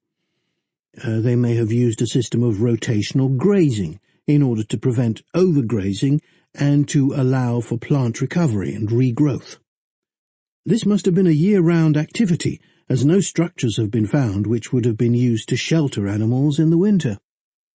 However, archaeologists believe that this way of life at Keiji ceased abruptly. Why was this? Well, several factors may have contributed to the changing circumstances. The soil would have become less productive and led to the abandonment of farming. The crop rotation system was partly responsible for this, as it would have been very intensive and was not sustainable. But there were also climatic pressures too. The farmers at Keiji would have enjoyed a relatively dry period, but this began to change, and the conditions became wetter as there was a lot more rain. It was these conditions that encouraged the bog to form over the area, which survives today. So now I'd like to show you some... That is the end of Part 4. You now have 1 minute to check your answers to Part 4. Time to check your answers. Walls, sun, fuel, oxygen, rectangular, lamps, family, winter, soil, rain.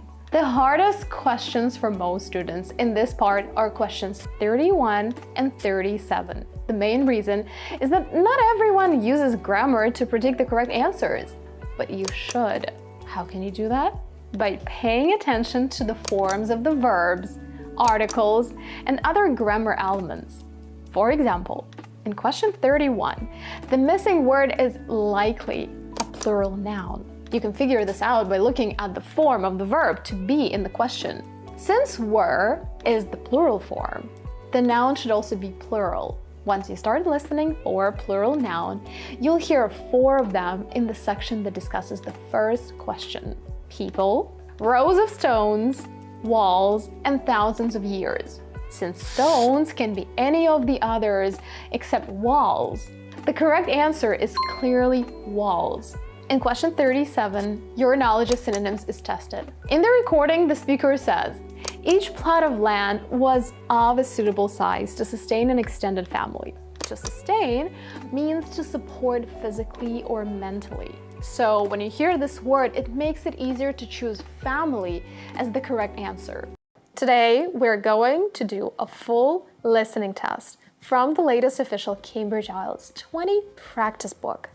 By the end of this video, you'll find out your current listening score, learn useful tips to help you get Band 9, discover one of the most common traps in IELTS listening, build must-know vocabulary, and understand the small details that can cost you marks. So, no long theory, no general advice like improve your English, no overwhelming explanations. This video is practical, focused, and designed to help you understand exactly what you need to do to score a 9 out of 9 in IELTS listening. Let's start. Listening part 1. First, you'll do part 1 on your own. Don't worry about strategies yet. Don't overthink it. Just follow the instructions and answer the questions. After you finish, I'll explain everything you need to know. Before we begin, remember this. If the instructions say one word, write only one word. For example, restaurant. If they say one number, write one number. For example, 60. If they say one word and one number, you could write something like 5 kilograms. Always check the instructions carefully. This is one of the easiest ways to lose a mark. One more important thing before we start. The latest official Cambridge IELTS 20 book surprisingly has a few typos and inconsistencies. In the test, there is a typo before the first answer. It says VA, but it should be just A. I'm mentioning this because it confused me when I did the test, and I don't want it to confuse you. Normally, Cambridge materials are extremely reliable, so this kind of mistake is unusual. So, now you're ready? Let's begin with listening part 1. You will hear a woman who is caring for her elderly mother talking to a friend. First, you have some time to look at questions 1 to 4.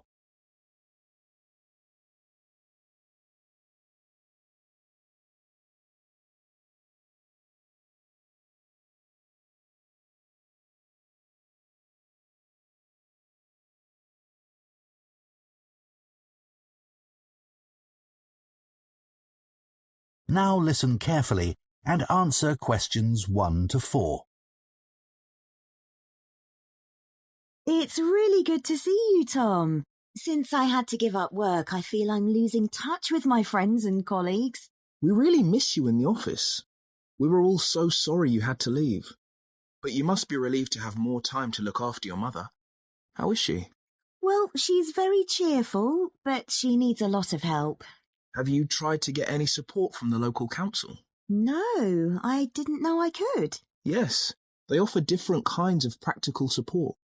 They realise that carers sometimes need time for all the other responsibilities they have, apart from the person they're caring for, and also that they sometimes need a break. Absolutely. Okay, so tell me more. How do I go about getting this support? Well, you'd have to have an assessment of your mother's needs. That means someone would come round and talk to you about the situation and what you need. So, for a start, they'd want to know the amount of time you spend looking after your mother every day. Okay. Then they'll probably ask you what sorts of tasks you do for your mother during the day. Things like if she needs help with getting dressed, for example. Right. I help her with that. And also I help her get into the shower in the morning. Yes, that sort of thing. They'll probably ask you if you do the shopping for her and help her at meal times, and whether she can cope using money. Yes, that's becoming a bit of a problem. She used to be very good at it, but not anymore. Before you hear the rest of the conversation, you have some time to look at questions 5 to 10.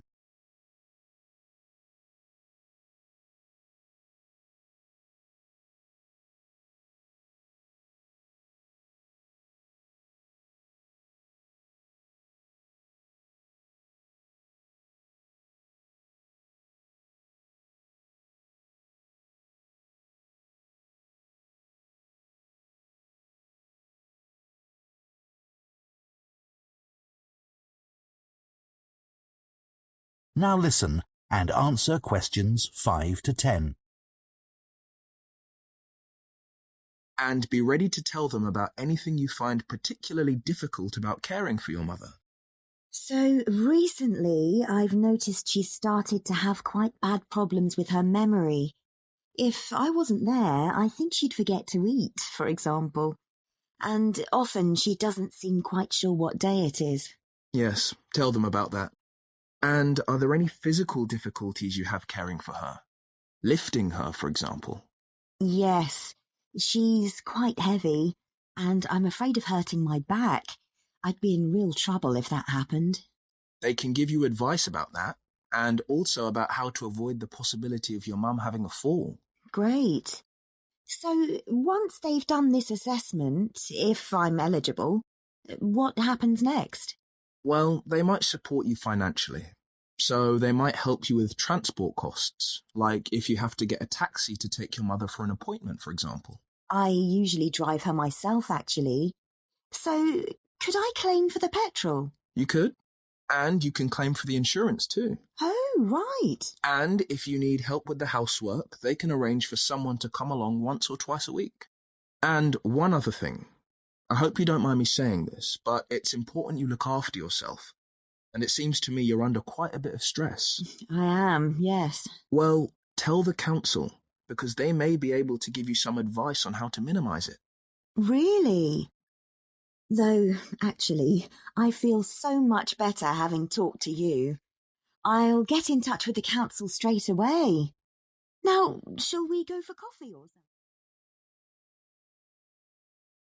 That is the end of part 1. You now have 1 minute to check your answers to part 1.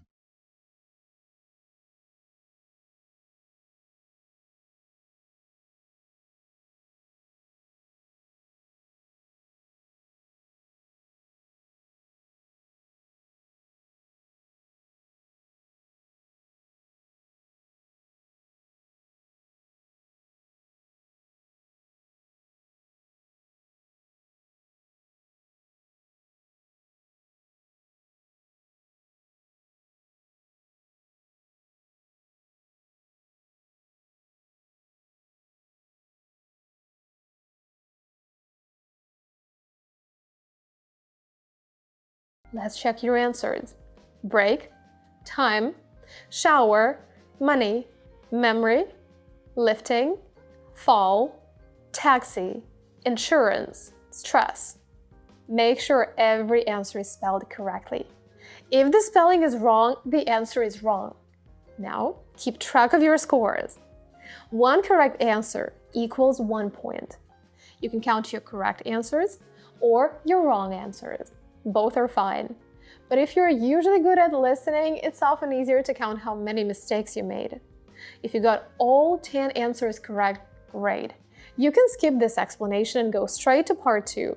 But if you made even 1 mistake, listen carefully. There is one key thing you need to understand about IELTS listening. Treat it like a math test, not a language test. Why? Because language is flexible. You can say the same thing in many different ways and they can't all be correct. But IELTS listening is not flexible. It's strict. If you don't know the rules and follow them exactly, you lose marks. So what are the rules? First, use the keywords in the questions to follow the conversation. You usually won't hear the answer in the first sentence. You often won't hear it in the second sentence either. You need to wait until the speakers reach the right part of the conversation. Here, the key phrase is local council. At the beginning, they just exchange a few polite comments. Nothing important yet. Then the woman's friend says, "Have you tried to get any support from the local council?" That's your signal. Now they're getting to the important part. So don't panic if you don't hear the answer immediately. That is completely normal. Next, listen for the idea of time and responsibilities. The friend says, yes, they offer different kinds of practical support. They realize that carers sometimes need time for all the other responsibilities they have. And here it is. The answer is time. So the process is simple. Find the keywords, wait for the right part, listen for the exact answer, write it carefully. That's how you should approach IELTS listening. Rule number 2, predict the answer. Look at this sentence. This can give a carer something. So before you even listen, you already know something important. The missing word is probably a noun. And not just any noun. It's probably a countable noun. Why? Because we have a before the blank. In English, a usually comes before a singular countable noun. So now your brain is ready. You are not listening for a verb. You're not listening for an adjective. You are listening for a countable noun. Then the speaker says, they realize that carers sometimes need time for all the other responsibilities they have, apart from the person they're caring for, and also that they sometimes need a break. And there it is. The answer is break. It fits perfectly. It's a noun. It's countable. You can say 1 break, 2 breaks, 3 breaks, but we cannot say 1 air, 2 airs, 3 airs in the same way, because air is uncountable. So again, don't just listen, predict. Good prediction makes the answers much easier to catch. Rule number 3, anticipate synonyms. In IELTS listening, you often see one phrase in the question, but hear the same idea in different words. So in a way, IELTS listening is like decoding a message. You have to recognize the meaning, not just wait for the exact same words. Let's look at the synonyms from this part. Dressing, getting dressed. Dealing with money, cope using money. Loss of memory, quite bad problems with her memory. Preventing a fall, avoid the possibility of your mom having a fall. Fuel, petrol. Reduce stress, minimize it, meaning stress. These are the kinds of changes IELTS loves. The meaning stays the same, but the words change. That is why you must listen for ideas, not just exact words. Now, it's time to move on to part 2. Again, you'll complete it on your own first. Then I'll come back with the correct answers, explanations, and the traps you need to watch out for. Part 2.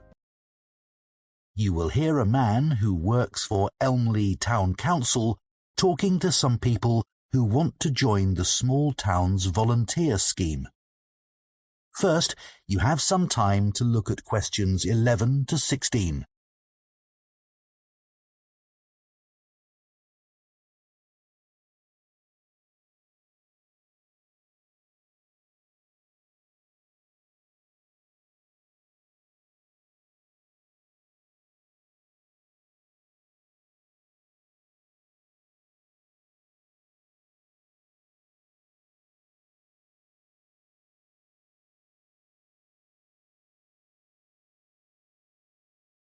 Now listen carefully and answer questions 11 to 16.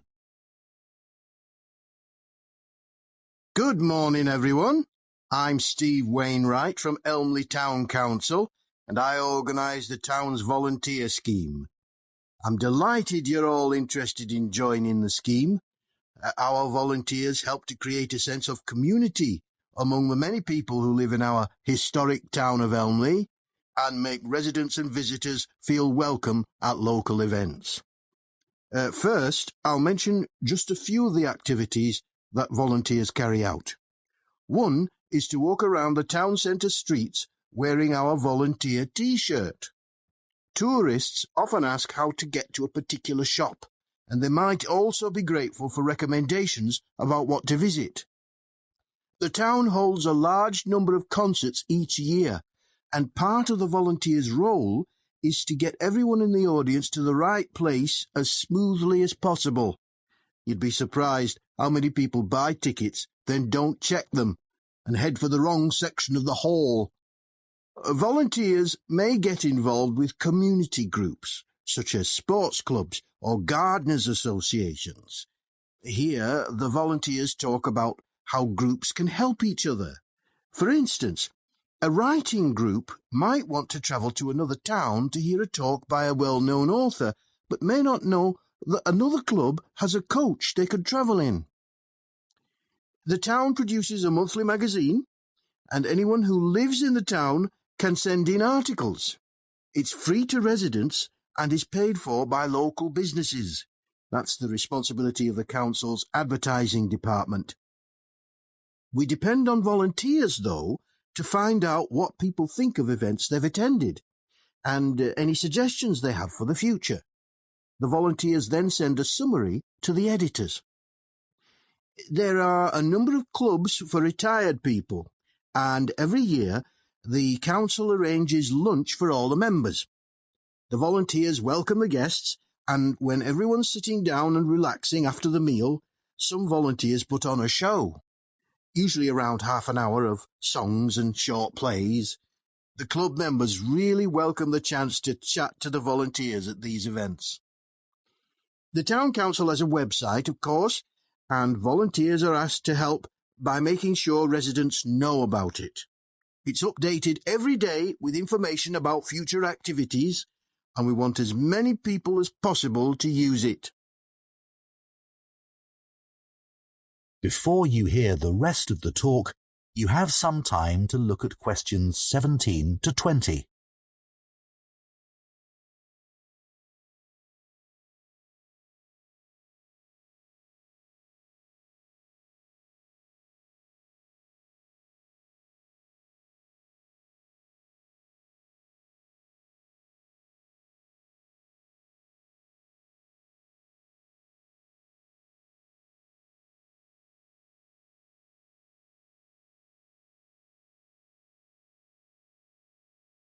Now listen and answer questions 17 to 20.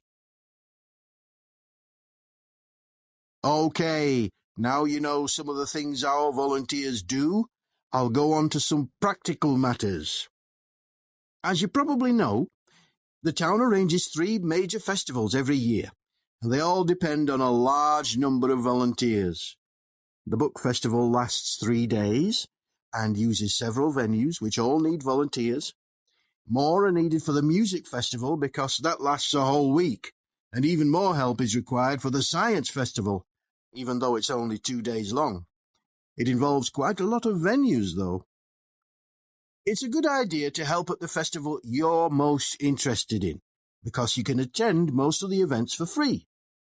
We try to use volunteers who are flexible, though, because some festival events are held outdoors, and the weather may affect the size of the audience and even whether the event can take place, so there can be changes at short notice.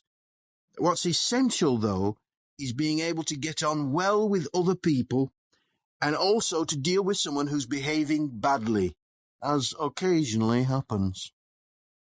Our plan is to get you all working in September, after a week's training starting on the 2nd.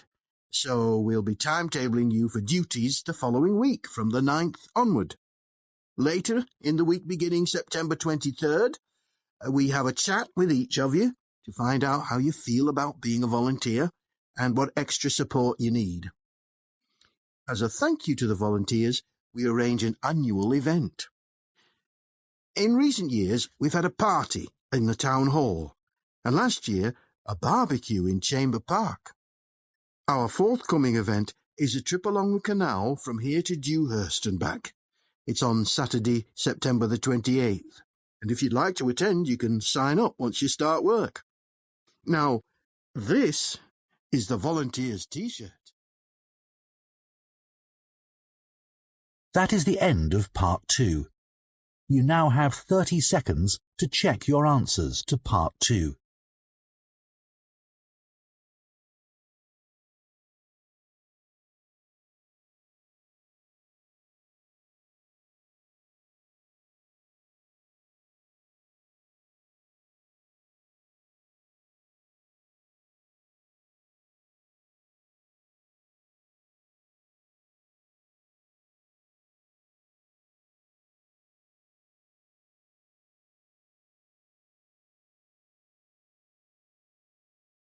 Yes, this one was tougher, right? Let's check your answers first. 11D, 12I, 13H, 14E, 15A, 16B, 17B, 18A, 19B, 20A. Again, calculate your score.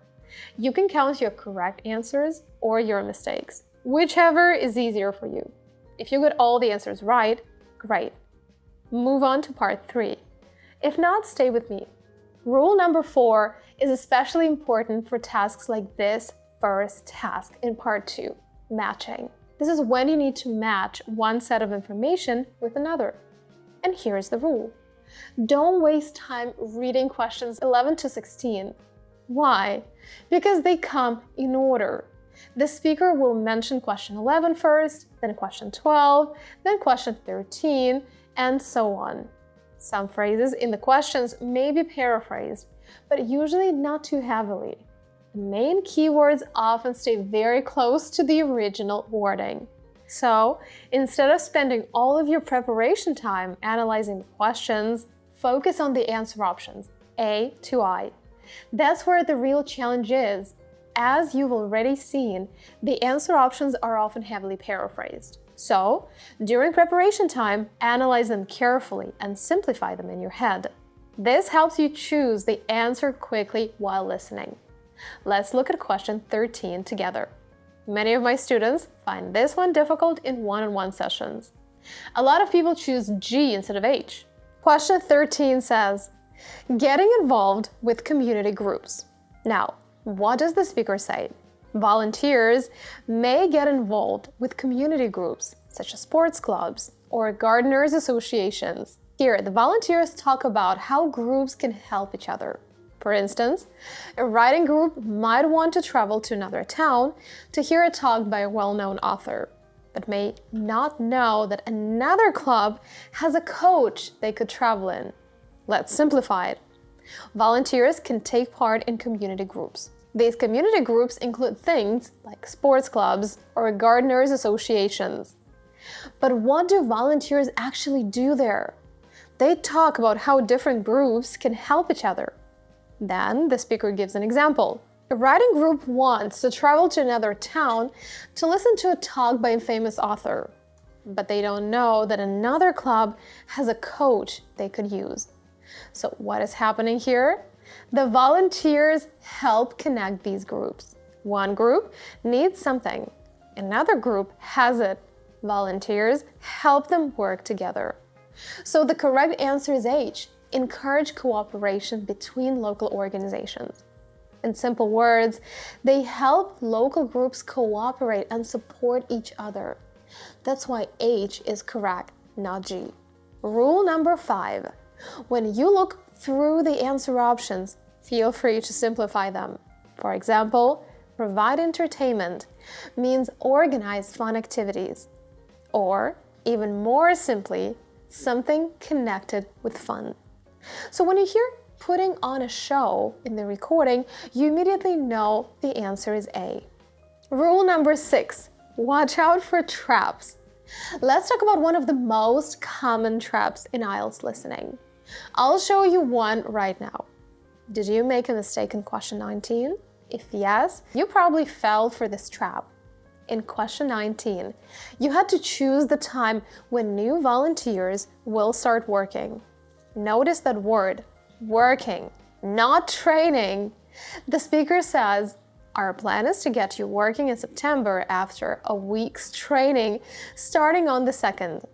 When you hear this, you immediately want to choose A, September 2nd. But that is not the answer. The speaker clearly says the training starts on the 2nd. Then he says, so we'll be timetabling you for duties the following week from the 9th onward. Now, he is no longer talking about training. He says timetabling you for duties. That means they will put volunteers on the work schedule. In other words, this is when the volunteers actually start working. So the correct answer is B, September 9th. But IELTS doesn't stop there. The speaker then gives you another date. Later in the week, beginning September 23rd, we have a chat with each of you to find out how you feel about being a volunteer and what extra support you need. This is there to confuse you.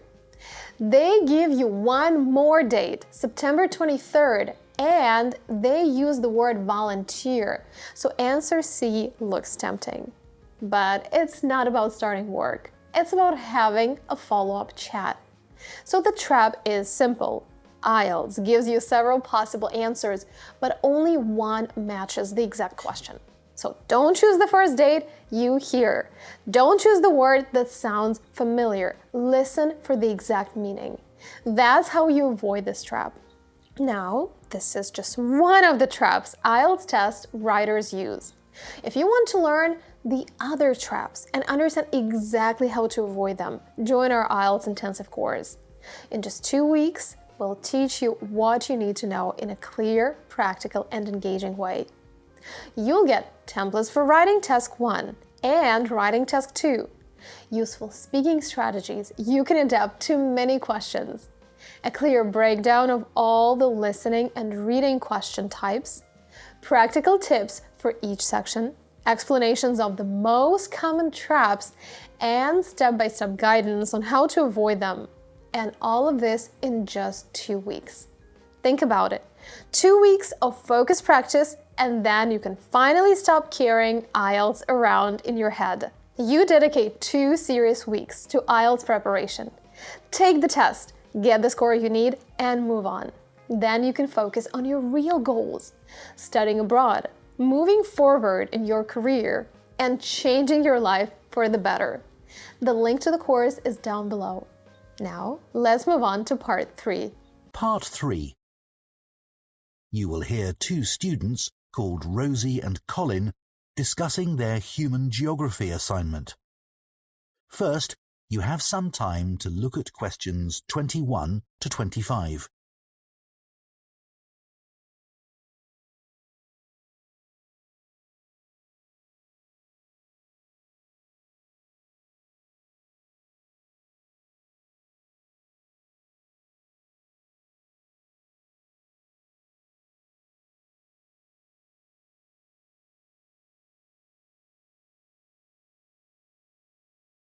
Now listen carefully and answer questions 21 to 25. Colin, I'm really struggling to think of a topic for our human geography assignment. Me too, Rosie. I'll tell you what, let's think about the different aspects of human geography and see if we can narrow the topic down a bit to help us decide.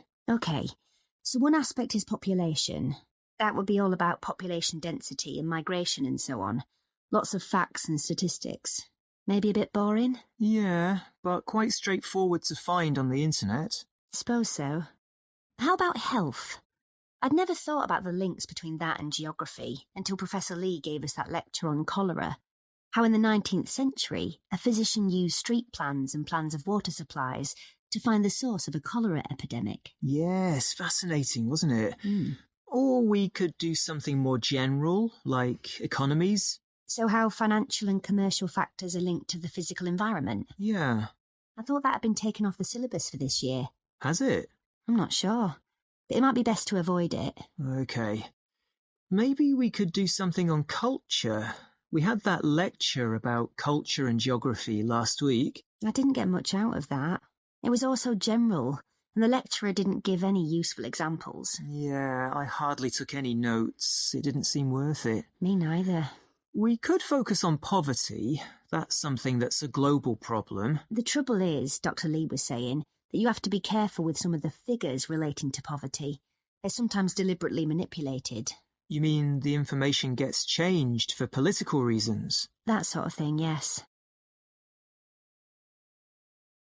Before you hear the rest of the discussion, you have some time to look at questions 26 to 30.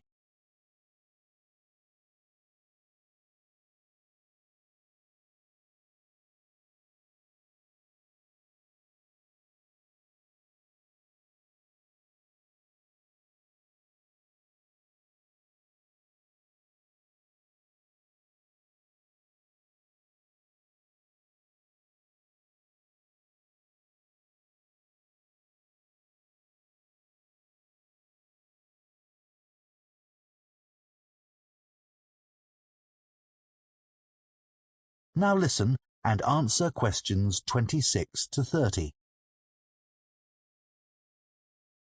So what are we going to do our assignment on?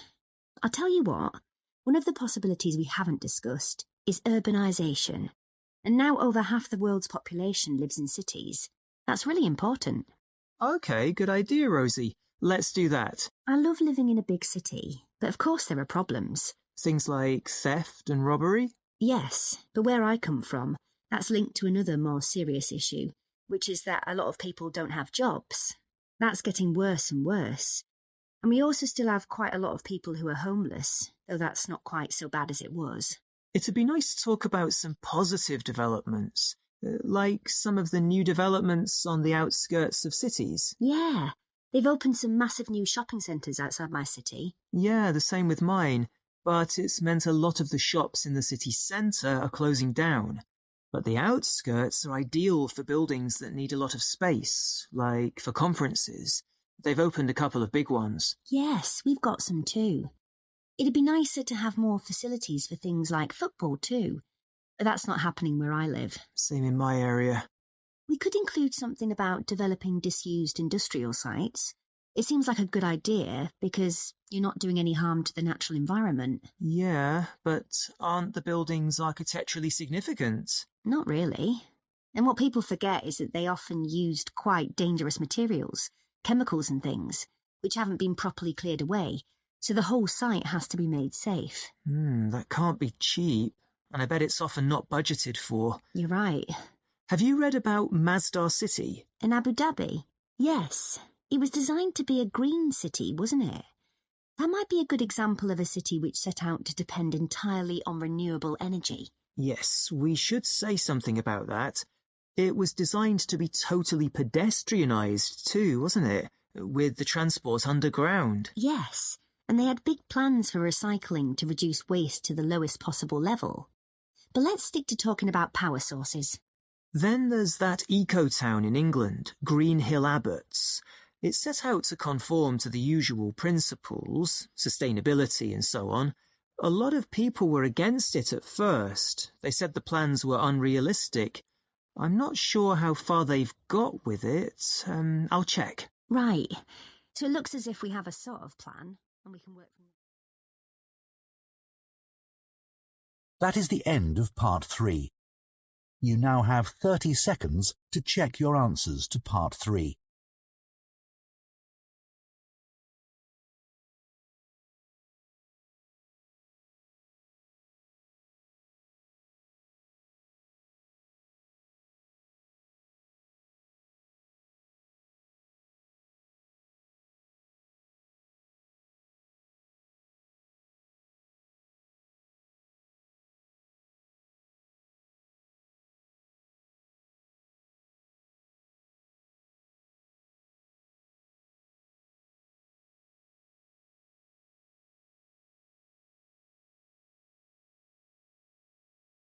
So, how was that part? Harder?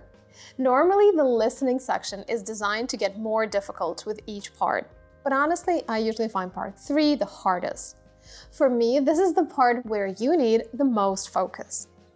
You have to multitask the whole time. Listen, read, follow the speakers, and decode those encrypted messages at the same time. In part 4, it's usually more straightforward. You mainly follow one speaker, keep track of the ideas, and predict possible answers. But part 3 is intense. Now, let's check your answers. D, G, B, A, E, C, A, B, and C. Congratulations if you made 0 mistakes. That's excellent. If you made some mistakes, don't worry. Just write down your score. You can count how many correct answers you got or how many mistakes you made. Now, listen carefully. Remember the strategy I gave you for matching questions?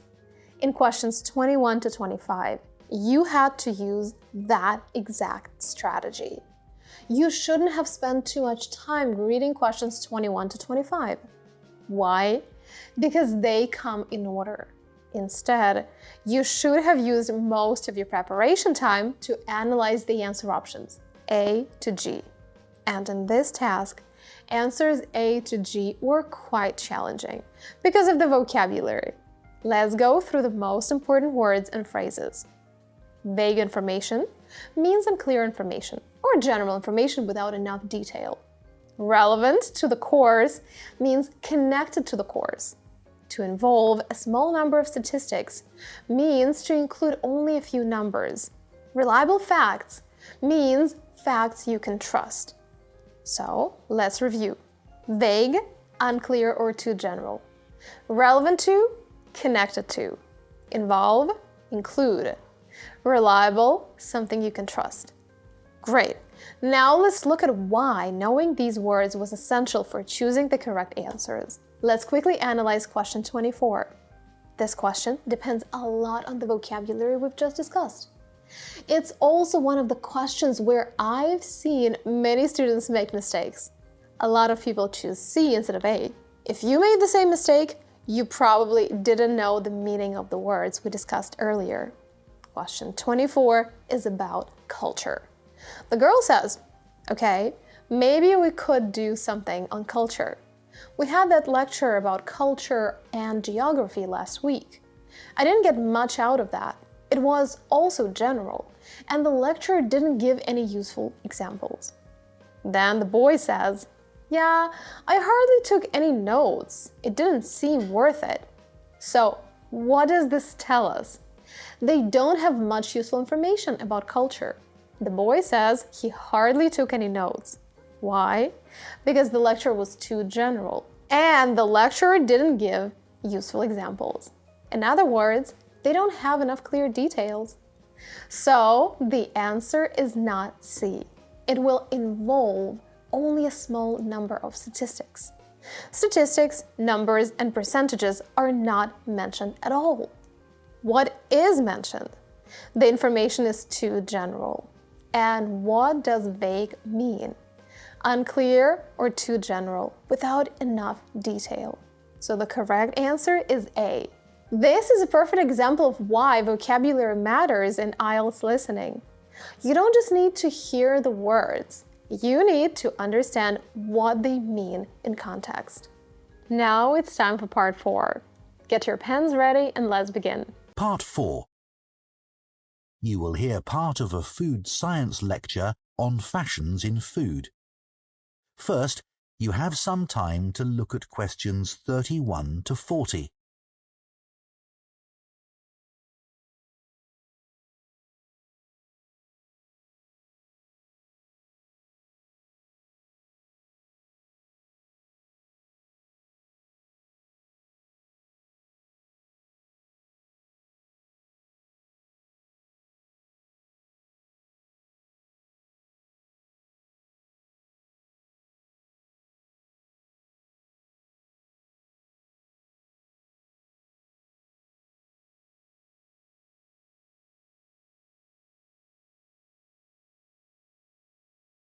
Now listen carefully and answer questions 31 to 40.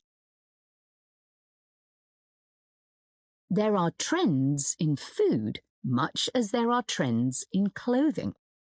Interest in food fashions has risen rapidly since the birth of the smartphone, when people first began taking photos of their food and instantly sharing them with their friends.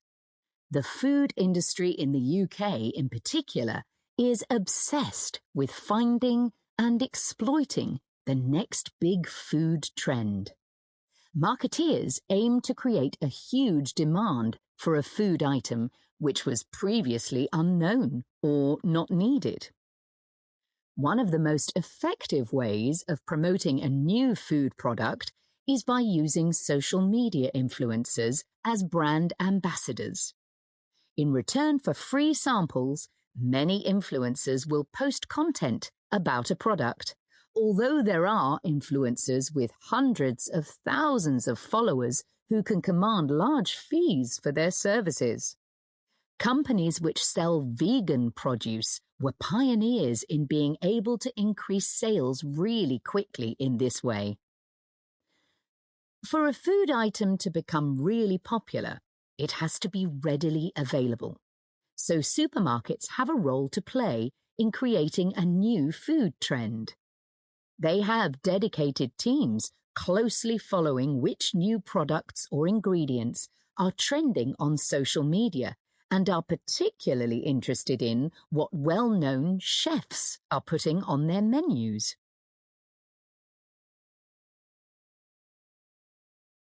I'd like to look at a few examples of marketing campaigns which were really successful in launching a new fashion trend.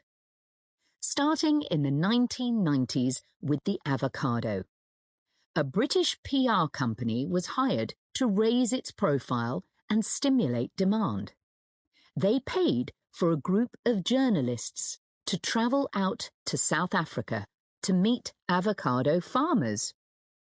Articles written following this visit helped to educate the British public about the avocado, which at this time was certainly not the daily staple it's since become. Advertisements were designed to promote the avocado as a superfood, rich in nutrients and therefore beneficial for health. Avocados became hugely fashionable, and within a few years, UK avocado sales had grown from £13 million annually to around £150 million, making it one of the most successful fresh produce campaigns in UK history. Oat milk is a recent example of a new product which became fashionable very quickly. Now there are many brands available, but one company which had early success was the Swedish brand Oatly. They attracted a lot of attention with a media campaign which used provocation as a way of getting their message across effectively.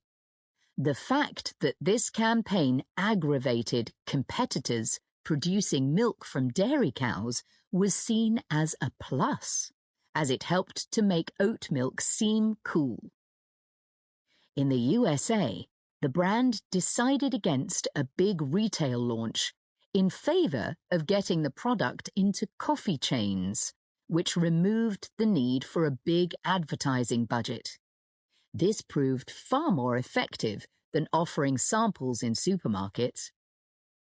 Oat milk had an advantage over other alternative milk products, such as almond milk. Many consumers prefer it because it has less of an impact on the environment.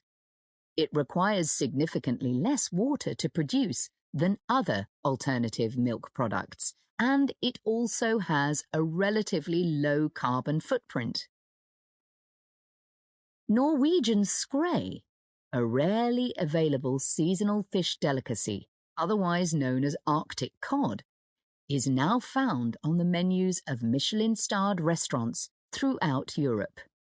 The demand for skrei has been used by a food marketing agency to build the reputation of Norway's fisheries in general. Marketing surveys have shown that a significant number of shoppers now associate Norway with excellent seafood. Food trends can be considered a good thing in some ways, as they can benefit farmers and food producers enormously. The public can also be encouraged to buy things which are more sustainably produced. But ethical concerns have been raised about the effects a surge in demand can cause. Quinoa is a classic example. This plant is native to Peru, and when demand peaked some years ago, the price soared, making it unaffordable for local people. While the popularity of quinoa has benefited farmers financially, there have been other negative consequences. As demand grew, farmers began working the land all year round in order to produce more quinoa. One issue has been that the fertility of the soil decreased dramatically, which could potentially lead to desertification in some areas. Another example would be the case of... That is the end of Part 4. You now have 1 minute to check your answers to Part 4.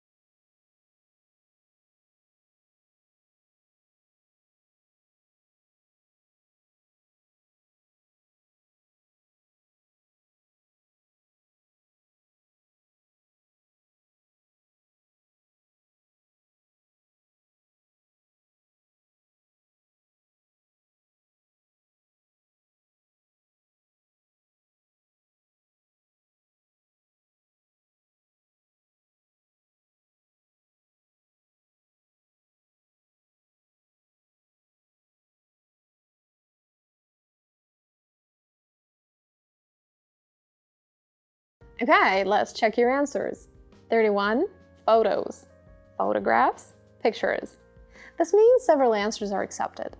If you wrote photos, your answer is correct. If you wrote photographs, your answer is correct. If you wrote pictures, your answer is also correct. But if you wrote any other word, the answer is incorrect. 32, vegan. 33, chefs or cooks. 34, journalists, reporters. 35, health. 36, coffee. 37, environment. 38, reputation. 39, price or cost. And 40, soil. Now, write down how many answers you got wrong or how many answers you got right. Then calculate your final score. Remember, one correct answer, 1 point. The maximum score is 40 out of 40. The minimum score is 0 out of 40. Now, let's imagine you scored 37 out of 40. What would your band score be? Band scores are the scores you see on your IELTS certificate. They go from 0 to 9. 9 is the highest score and 0 is the lowest. Now check the chart on the screen and find your band score. Again, if you scored 37 out of 40, your band score is 8.5. If you scored, for example, 25 out of 40, your band score is 6. Now you know your approximate listening level. In a way, part 4 is like a harder and more academic version of part 1. So, rule number 7 is this. Predict the answers in part 4. For example, when I look at question 31, I know right away that the answer will probably be a noun. How? Because we have the preposition with before the blank and the preposition of after it. So the structure is with plus noun plus of. Now let's look at the meaning of the sentence. The growth and interest in food fashions started with blank of food being shared on social media. What can be shared on social media? Obviously photos, videos, and posts. Photos of food sounds natural. Videos of food also works, but posts of food doesn't work. We normally say posts about food. So the answer is probably photos, videos, or a synonym. Now, why not photo or video in the singular? Because there is no article before the blank. It does not say a photo, a video, the photo, or the video. So the noun should clearly be plural. If you approach each question this way, you help your brain prepare for the answer. Even if you don't understand every word in the recording, once you hear photos, you know it fits. And in the audio, the speaker says, interest in food fashions has risen rapidly since the birth of the smartphone, when people first began taking photos of their food and instantly sharing them with their friends. So the answer is photos. Now, how can you help yourself spot the correct answers? By identifying keywords and listening for those keywords or their synonyms. Look at question 33. The sentence says that someone famous is influential. So before listening, think of synonyms for famous. Well-known, popular, renowned. Then the speaker says they have dedicated teams closely following which new products or ingredients are trending on social media and are particularly interested in what well-known chefs are putting on their menus. Once you hear well-known, you immediately connect it with famous. And then the answer becomes clear. Chefs. That's why prediction is so powerful. You're not just waiting for the answer, you're actively preparing for it. And that's exactly what you need to do if you want to get Band 9 in IELTS listening. I hope you found this lesson helpful. For more support with your IELTS preparation, check out the links in the description for our IELTS Intensive Course and private lessons. Good luck on your exam, and I'll see you in the next video. Bye-bye.